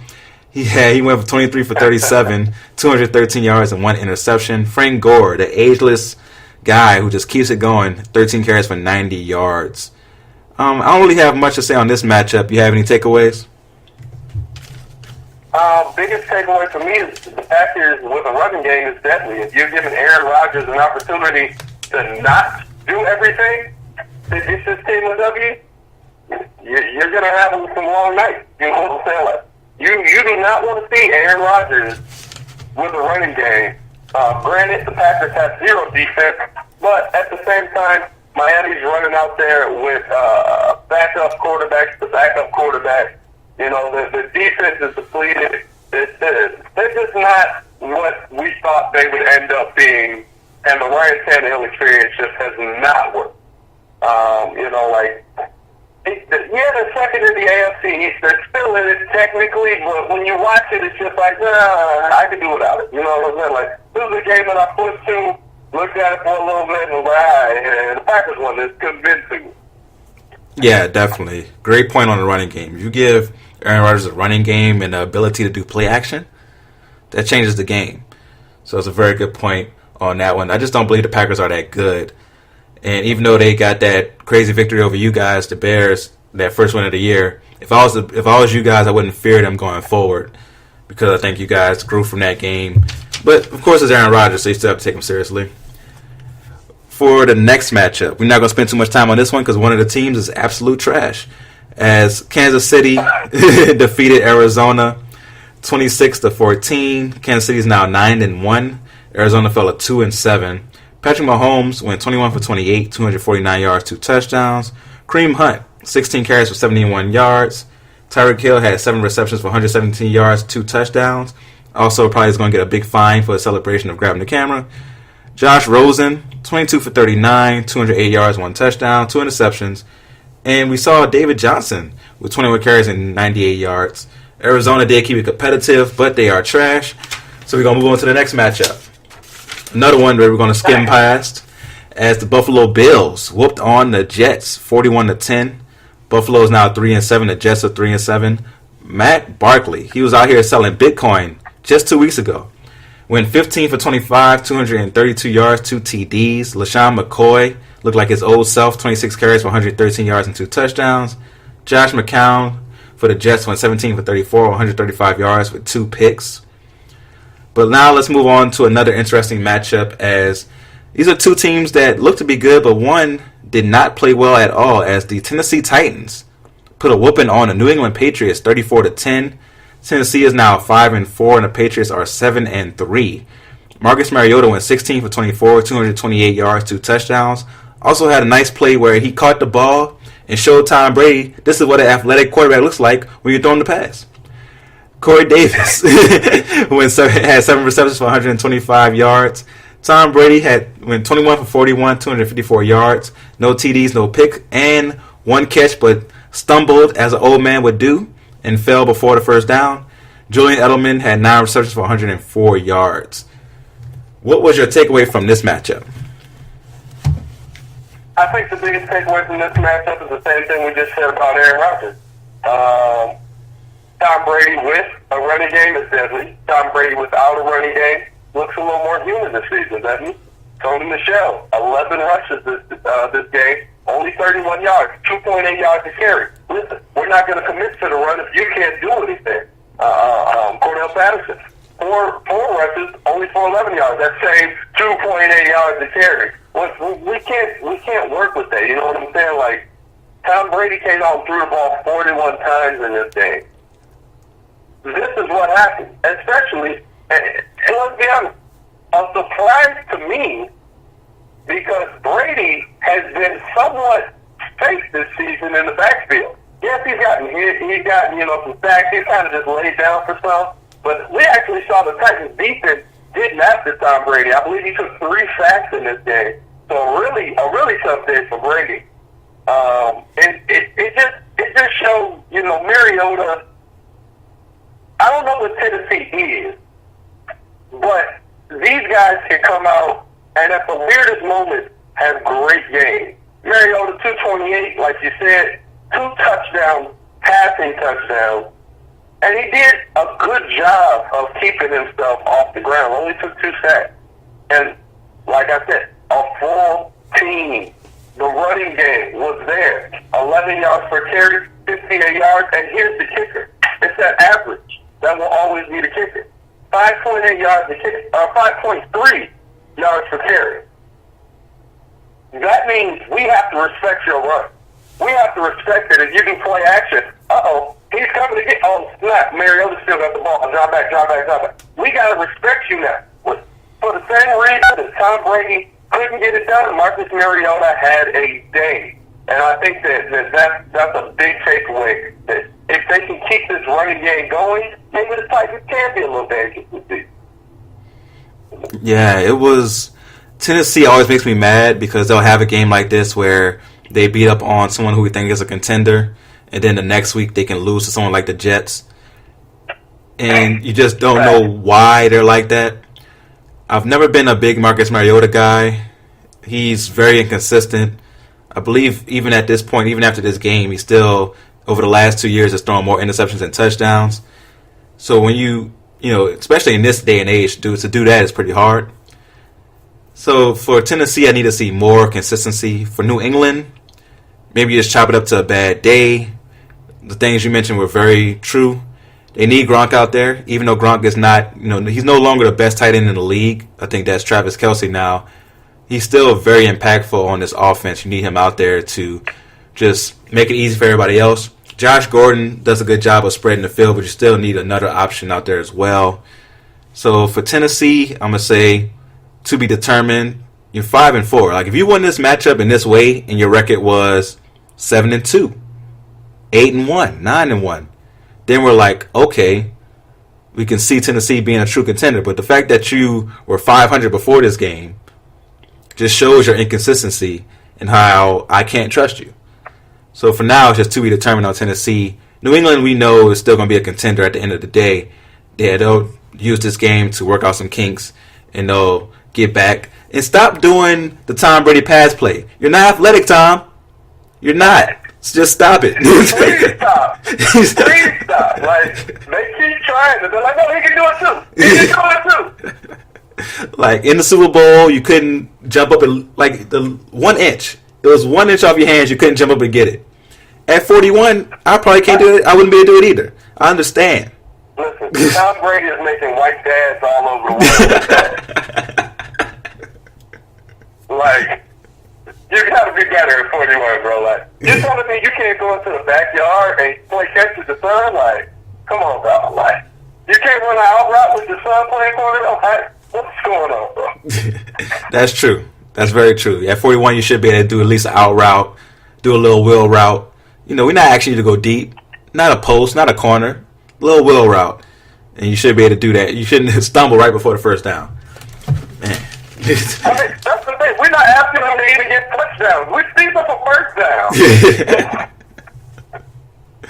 Yeah, so just don't do that play no more. Don't do it no more. Because as you can see, other teams going to do the play and do it better. Because other quarterbacks, especially someone like a Marcus Mariota, who's very athletic, is going to make you look foolish with that. Speaking of foolishness, the Cowboys, they won 27-20 over the defending Super Bowl champion Philadelphia Eagles. Both teams are now 4-5. Dak Prescott went 26 for 36, 270 yards, 1 touchdown. Ezekiel Elliott was out there eating. 19 carries for 151 yards, 1 touchdown. Carson Wentz went 32 for 44, 360, 2 touchdowns, 1 pick. Zach Ertz had a big game, 14 catches for 145 yards. What was your takeaway from this matchup? I'm not gonna lie to you. I looked at the game. I don't know, man. You could count these in the trash pile. Like the Dallas Cowboys just don't have enough on that offensive line anymore to make this game easy for these guys. So really, it's just a long day for Dak Prescott. He ended up taking 4 sacks. He had to get out of the pocket a few times. Ended up trying to rush it about 5 or 6 times, I believe. Didn't really go anywhere. Just kind of trying to move the ball along. He had a decent little passing day. I think Ezekiel Elliott showed why he was taken, where he was taken. I don't believe running back should ever be taken as high as he was, but it's games like these, they show like, okay, my offensive line isn't playing up the park. Don't worry about it. I'm going to carry these guys on my back. We're going to go all the way. But the thing with Dallas has been the same thing all year. Yes, Ezekiel Elliott ran for 151 yards, but when you're in the red zone, you better make it count. And these guys really just, field goals. Nice plays, but not ending every drive with touchdowns, or most of your drives with touchdowns. And I'll tell you every time, especially against a Philly defense that hasn't been that good. You know what I'm saying? I think the offense has been kind of trying to carry this team, but at the end of the day, it comes down to these guys' best weapon is their tight end. Travis Kelce, Zach Ertz, a great weapon off of that, on that offense. 14 receptions for 145 and 2 touchdowns. That's your tight end, ladies and gentlemen. That is your tight end. Aguilar had a decent game. 5 receptions, 83. Jeffrey, 4 receptions, 48. This is the problem. Your top receivers should be getting the big game. Your top receivers should be scoring these touchdowns. And you're not seeing that from Philadelphia this season. Alshon Jeffrey has not separated himself from the pack. It's kind of like Chicago let him go. Everybody criticized Chicago for letting him go, but at the end of the day, Alshon Jeffrey's not a number 1. He never will be. Yes, he has some good catches in the Super Bowl, and he's going to get paid because of the catch. But he's not a number 1. He catches less than 50% of his passes. Like, that's not what I need to see. And he really hasn't stood out in Philadelphia, and he didn't stand out again this game. Yeah, you started off by saying I could throw this in the trash pile, and I really thought about it. And I really want to throw the whole NFC East in the trash pile, because I don't really believe Washington's that good either. And so, yeah, the only reason I, brought it up is that both teams can still win this division, as crazy as that sounds. And watching this game, I was like, why is this a Sunday night game? But we know it's the Cowboys, so it's going to get ratings. And, yeah, it's just both teams have a lot of holes right now. But as Philadelphia, eventually you think that they're going to have that Super Bowl heart come out. But we'll see, man. You made some great points. I'm just going to leave it at that. For this next matchup, we're not going to stay on it too long because one of the teams is absolute trash, as the Chargers defeated the Raiders 20-6. The Chargers are pretty good this year, 7-2. They're definitely up there as Super Bowl contenders, but we're not going to speak on them too long because they went against the 1-8 Raiders. Phillip Rivers went 18 for 26, 233 yards, 2 touchdowns, 1 pick. We had Gordon with 18 carries for 93 yards. Derek Carr went 24 for 37, 243 yards. And Doug Martin, 15 carries for 61 yards. That's all the time you get, Raiders. For the next matchup, we had the LA Rams defeat the Seattle Seahawks 36-31. The Rams are now 9-1. The Seahawks are 4-5. Jared Goff went 28 for 39, 318 yards, 2 touchdowns. Todd Gurley, 16 carries for 120 yards and 1 touchdown. Brandon Cooks, 100 yards receiving. Russell Wilson went 17 for 26, 176 yards, 3 touchdowns. They had Penny rush the ball for 108 yards, and Davis rushed for 58 yards. This was a really good game. Watch this game right here. What was your takeaway from this matchup? Russell Wilson is running for his life every week. Yeah. And it really is sad. Like, I'm not going to say nothing. This is my thing. It's personal with me because I still think Russell Wilson should audible to Marshawn Lynch. And Marshawn Lynch is my favorite player in the NFL. And so I still got the personal beef. I'm working it out. It's a thing. Don't even worry about it. But at the end of the day, you know, Russell Wilson is one of the best quarterbacks in this league, and he showed you that yet again. Only 176 passing yards, ladies and gentlemen. But he still threw 3 passing touchdowns, no pick, and oh, by the way, he ran the ball for 92 yards. What? Like, he is running for his life every single play, and he's still trying to keep his team competitive, and he's doing a good job of it. Like, yes, they're 4-5, but every game with this team is competitive. When the Bears played Seattle, yeah, it was iffy, but I think since that game, Russell Wilson has taken strides forward. And listen, this is the team that I'm going to say, don't sleep on for the rest of the season. Like, they might be able to get something together to get up in that race and actually be competitive. When it comes to the Rams, I mean, the Rams are what you expect the Rams to be. The Rams are godly. Todd Gurley is amazing. Like I said, I'm a Marshawn Lynch fan. If I had never seen Todd Gurley, I would say Marshawn Lynch was the best running back of our generation. And then Todd Gurley showed up. And, oh my God, is he amazing. What thing does he do? And then on top of that, you got Jared Goff standing back there. By the way, he's one of the best quarterbacks in the league. One of those top-tier quarterbacks. One of those guys that's going to find you, going to get you open, going to throw you open, going to make the play, going to fit it into the pocket, and also minimizes his mistake. Jared Goff coming out 318, 2 passing touchdowns, no interception, 2 sacks, and he's getting a bunch of guys involved. I mean, 10 throws to Brandon Cooks. Todd Gurley got involved. Cooper Kupp got involved. And a tough loss for the Rams, losing Cooper Kupp for the season. But I don't even think it's going to slow them down. I don't think they're going to miss a beat with the weapons that they got out there. Yeah, definitely a tough loss. I think it does affect them a little bit, but like you said, so many weapons, they'll be able to keep going. Seattle is who I learned more about in this game. I truly believe they can be a tough out in the playoffs. If they sneak into one of those wild card spots, I wouldn't want to play against them, especially with the running game they have developed this year. When they have a strong running game, that's when Russell Wilson's at his best. And Russell Wilson is a part of that strong running game now as they're starting to use him more in the running game. And it's crazy because they can run block so well, but like you mentioned, still can't pass block. It's like you learn both of those when you're offensive lineman. I understand why they can't do it. But with the Seahawks, I wouldn't want to face them in the playoffs. Let's see if they can sneak in. And we all know the Rams are really good. Second best team in the league right now, in my opinion, behind, of course, New Orleans Saints. For the next matchup, I mentioned earlier that I don't believe this team is good, but they're 6-3, so I can't really just say they're trash. Washington football team, 16-3 over Tampa Bay. Tampa Bay is trash at 3-6.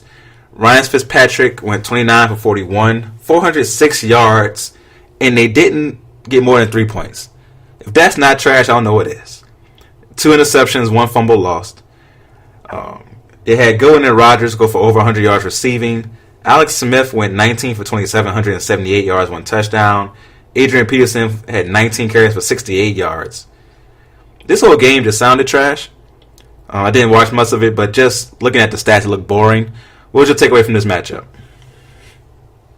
Tampa Bay did something that I didn't know was possible. Your quarterback threw 400 yards. You had 2 receivers get over 100 yards.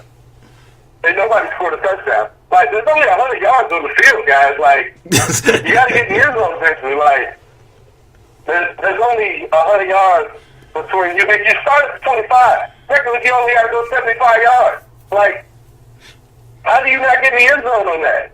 I guess you got to get Washington credit technically for keeping them under the end zone, but it was a bad game. It was a bad game. Like, Washington, you know, they played well. Alex Smith, he's doing what Alex Smith does.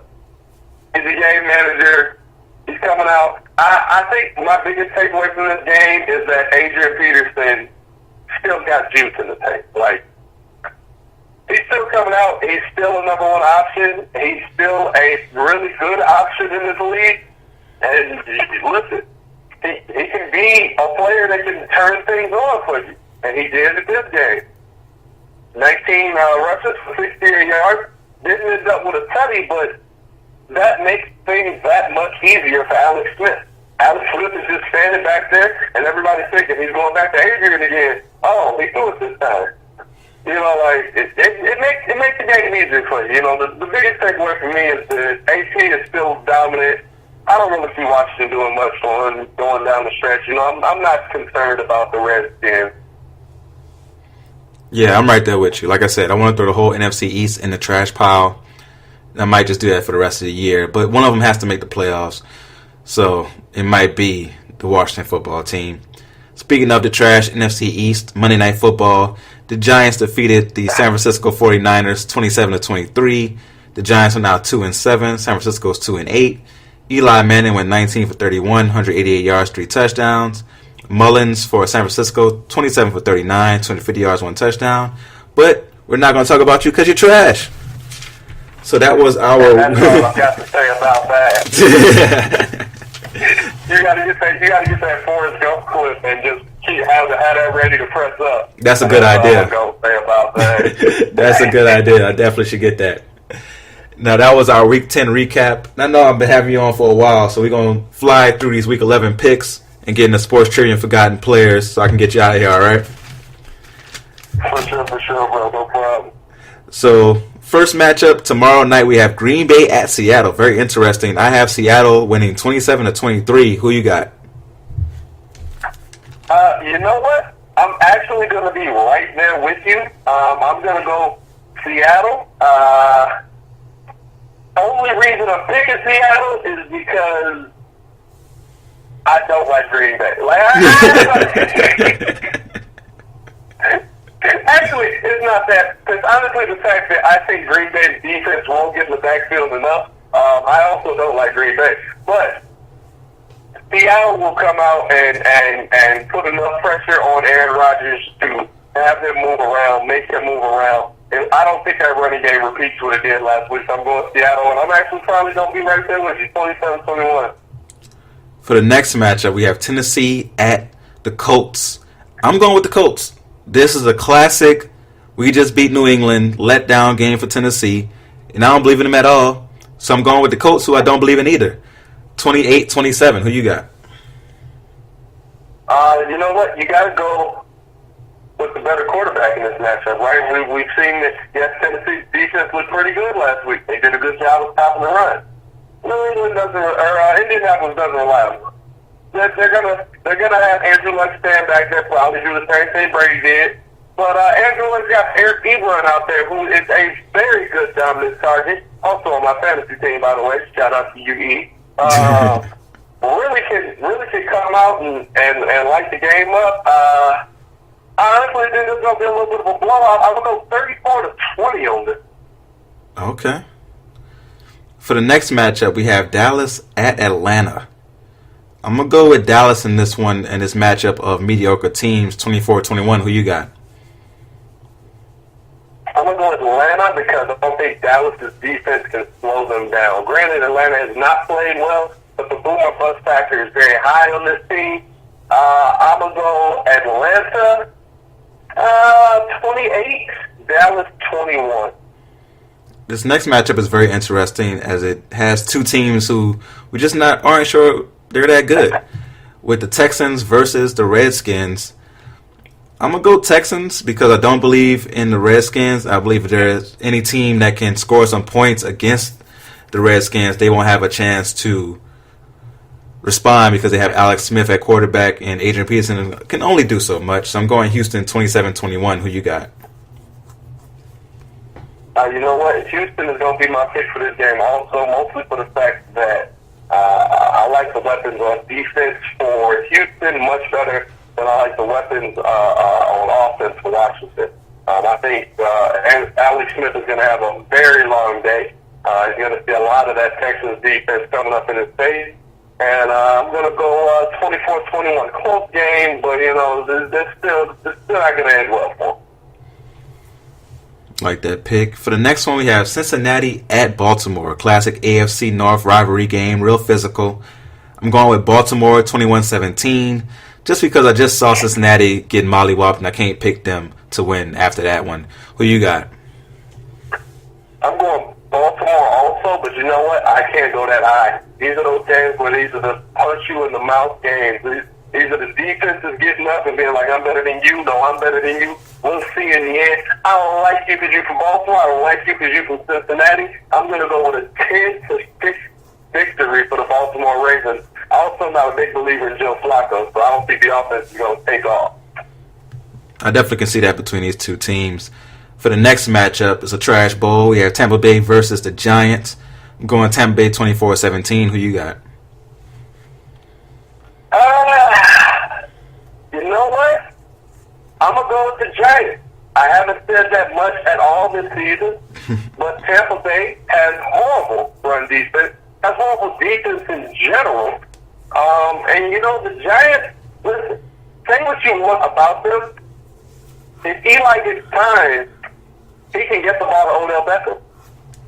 And Saquon Barkley will run up and down on this team. So I'm going to go 24-7 Giants. I think they get a nice little win this week. Okay. Look at the Giants out here getting some confidence. I see it. For the next matchup, we have Pittsburgh at Jacksonville. I'm going Pittsburgh 30-20.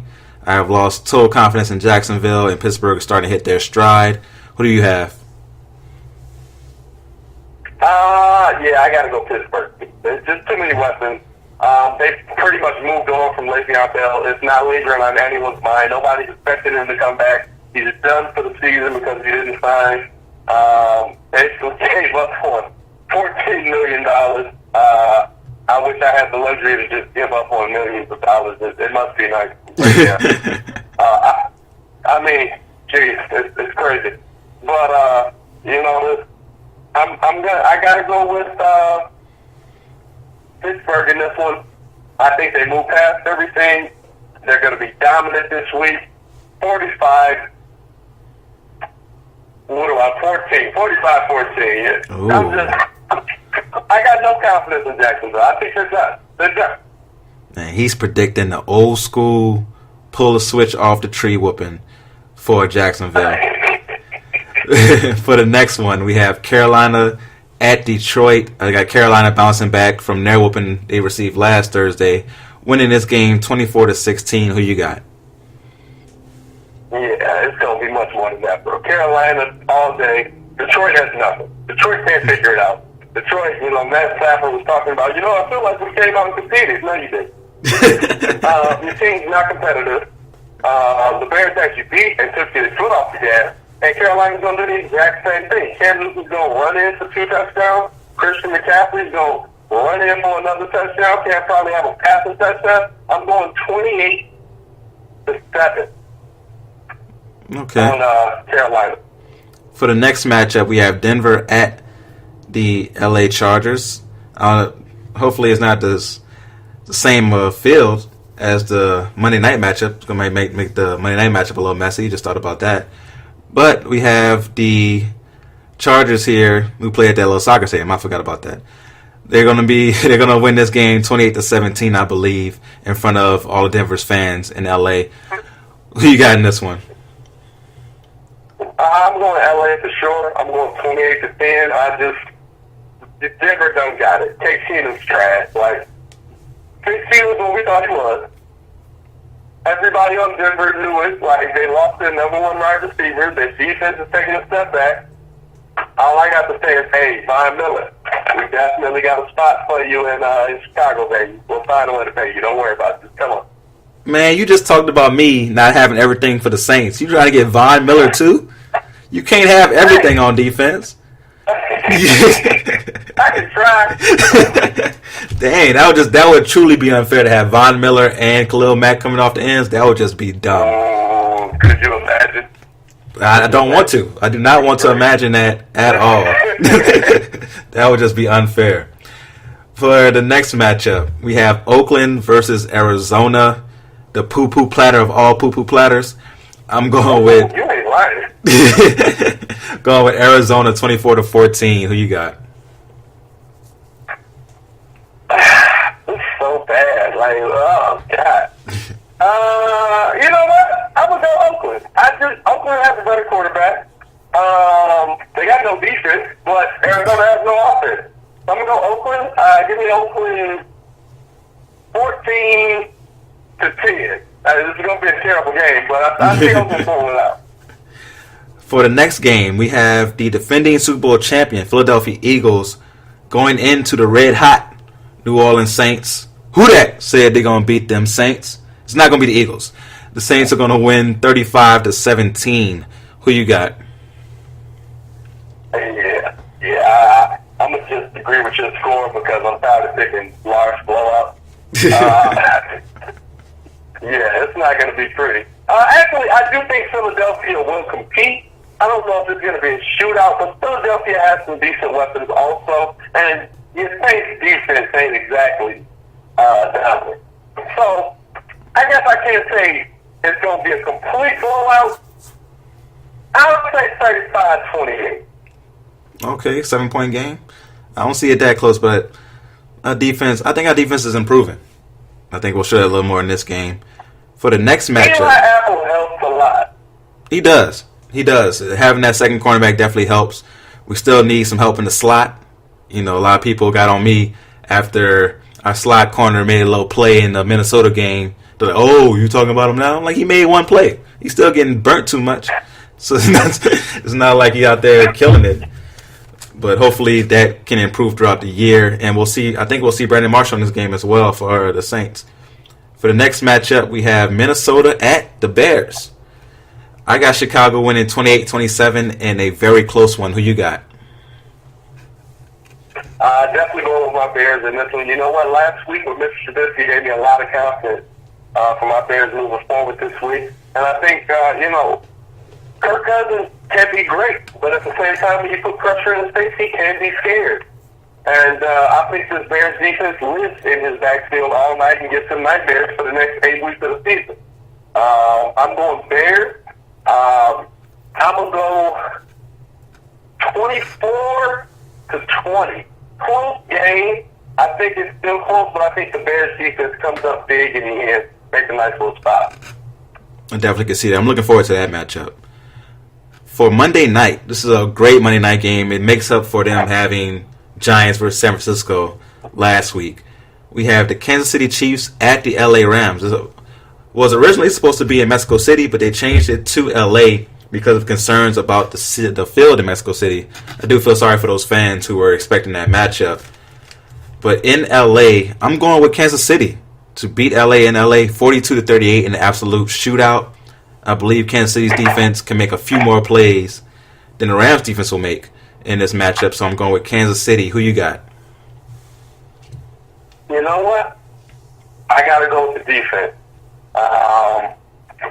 The Rams, with that front seven, are the only defense that I will say might be better than the Chicago Bears. Definitely front seven. You got Ndamukong Suh, you got Aaron Donald, you got some monsters you got to face up against. I think it's going to be the first long day that Pat Mahomes is going to see in his young NFL career. I do think Kansas City competes, but in the end, I don't think it's going to be pretty for them. It's still high score. It's 45-35. That's how I got to end it, but just a tough game. It's going to be a tough game for Pat Mahomes, in my opinion. That's very interesting. I don't believe in that back end for the Rams. They definitely can create pressure, but when you don't get to that quarterback, people are wide open, just wide open. And I think the speed of Tyreek Hill and all those guys out there, I think Kansas City could score. It's going to be interesting. It's a great Monday night matchup. So that was our Week 11 predictions.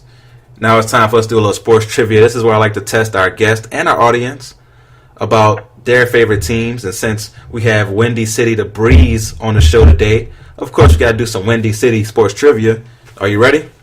Hey, let's get to it. I'll see how good I am. All right, we're going to start off with a couple of Bulls questions. And they're all multiple choice. For the first question, Okay. Michael Jordan and Scottie Pippen are respectively 1 and 2 in games played in Chicago Bulls history. Who has played the third most games in Bulls history? Is it John Paxson, Luol Deng, Kurt Heinrich, or Jerry Sloan? Let me give it to you one more time. Michael Jordan and Scottie Pippen are respectively 1 and 2 in games played in Chicago Bulls history. Who is third in Chicago Bulls history for most games played? Is it John Paxson, Luol Deng, Kurt Heinrich, or Jerry Sloan? You know what? It's weird because I know Kirk Heinrich is there for a stint. I don't know if he's there for both games. I'm going to go with Luol Deng. I don't know if that's right, but I know Luke. No, hold on. I'm not going to fight my gut, man. I'm going with Kirk Heinrich. Always go with your gut. Kirk Heinrich is the correct answer. He played 790. He played 798 games for the Bulls. That's crazy. For the next question, Michael Jordan is first in points per game in Bulls history, of course. But who is second? Is it Jalen Rose, Derrick Rose, Bob Love, or Scottie Pippen? Let me get to your question one more time. Michael Jordan is first in points per game in Bulls history. Who is second in points per game in Bulls history? Is it Jalen Rose, Derrick Rose, Bob Love, or Scottie Pippen?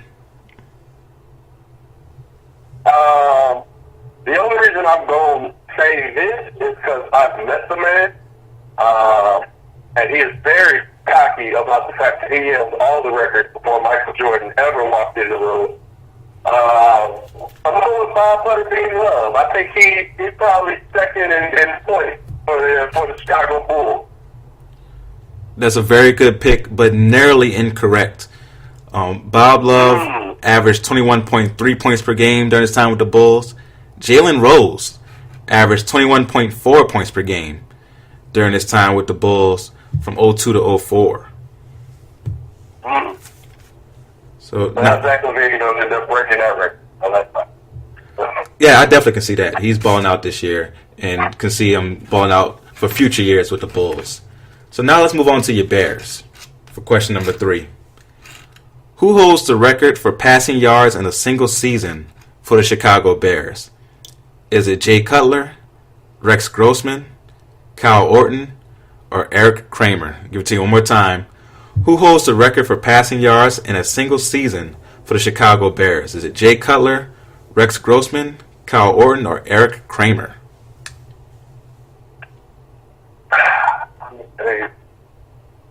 As much as I'm going to hate to say it, I think it's Jay Cutler because he's like honestly one of the best quarterbacks we've had, even though he's not one of the best quarterbacks he's ever had. I'm going to go with Jay Cutler. Jay Cutler has seasons 2 through 6, but does not have the number 1 season in passing yards. The number one season belongs to Eric Kramer. Kramer? Yes, Yeah, I can see that. In 1995, he passed for 3,838 yards. Also had 29 touchdowns that year and only 10 picks. But your man Trubisky should break that record pretty soon. Please, God. I mean, that really just rubs salt in the hole. Especially when every time Mr. Trubisky breaks the record, they're like, little Ben's quarterback has done that since 1902. It's like, I don't know that. Like, I'll leave it in that. Oh, man, that is a killer when you hear a stat like that. For question number 4, who holds the record for receiving yards in a single season for the Bears? Is it Alshon Jeffrey, Brandon Marshall, Marcus Robinson, or Jeff Graham? Let me give it to you one more time. Who holds the record for receiving yards in a single season for the Bears? Alshon Jeffrey, Brandon Marshall, Marcus Robinson, or Jeff Graham? I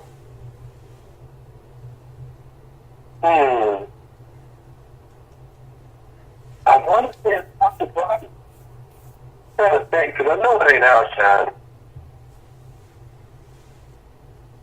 I'm going to go with Marcus Robinson. I think it's Marcus Robinson.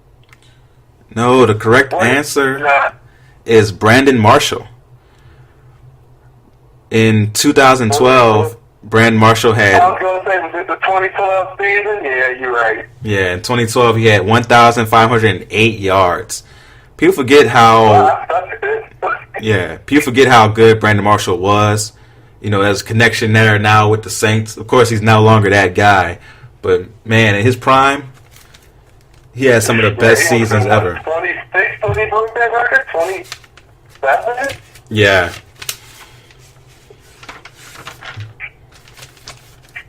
So now let's do a little recap of the questions. For number one, Michael Jordan and Scottie Pippen are respectively 1 and 2 in games played in Chicago Bulls history. Who is number 3 in total games played for the Bulls is Kurt Heinrich with 798. Question number 2, Michael Jordan is first in points per game for the Chicago Bulls, of course, but who is second? It is Jalen Rose with 21.4 points per game from 2002 to 2004. Question number 3, who holds the record for passing yards in a single season for the Chicago Bears is Eric Kramer, who had 3,838 yards in 1995. And question number 4, who holds the record for receiving yards for the Chicago Bears, and it's Brandon Marshall, who had 1,508 yards in 2012. So thank you for being a good sport during sports trivia. And now it's time for us to do Forgotten Players. Forgotten Players is where we pay homage to players who may have been good but not great, great but not recognized, or players who you may have just forgotten about who we want to remind you of. Who is your forgotten player today? All right, I had to give serious thought about this. And a lot of people remember him when his name is mentioned, but a lot of people don't pay homage to what he has done to the game of football. And this is my man Peanut Tillman for the Chicago Bears. And I say it for this reason. Every game, with every defensive team, you see the whole team punching the football. Nobody was doing that on a regular basis before Charles Peanut Tillman. I mean, the peanut punch revolutionized the game of football, changed how teams played defense, and made it possible for these younger, smaller guys to play football in this NFL. Because Peanut was tall, but he was never bulky. He wasn't going to lay you out. So he had to make his game work. Peanut Tillman has some of the best plays against number one receivers like Calvin Johnson. He went head up with some of those great receivers in every division, every league. I mean, listen, he's one of those players that I feel like we just need to pay more homage to. And honestly, I feel like should be a Hall of Famer. But at the end of the day, probably not going to get in, going to be one of those Hall of very good players. And next time you see your quarterback punch a football out, next time you see your linebacker punch a football out, think of Peanut Tillman from the Chicago Bears Super Bowl thing. That didn't win the Super Bowl. But you know, I gotta take what I can get. Now, it's a very good pick. You know, the peanut punch. If you get something named after you that is going to be used for years to come, you definitely had your impact on the league. So it's a very good pick right there. I went basketball for my forgotten player.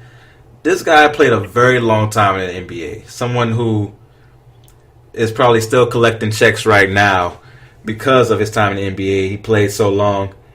And he's somebody who was stretching the floor as a power forward before it was the cool thing to do.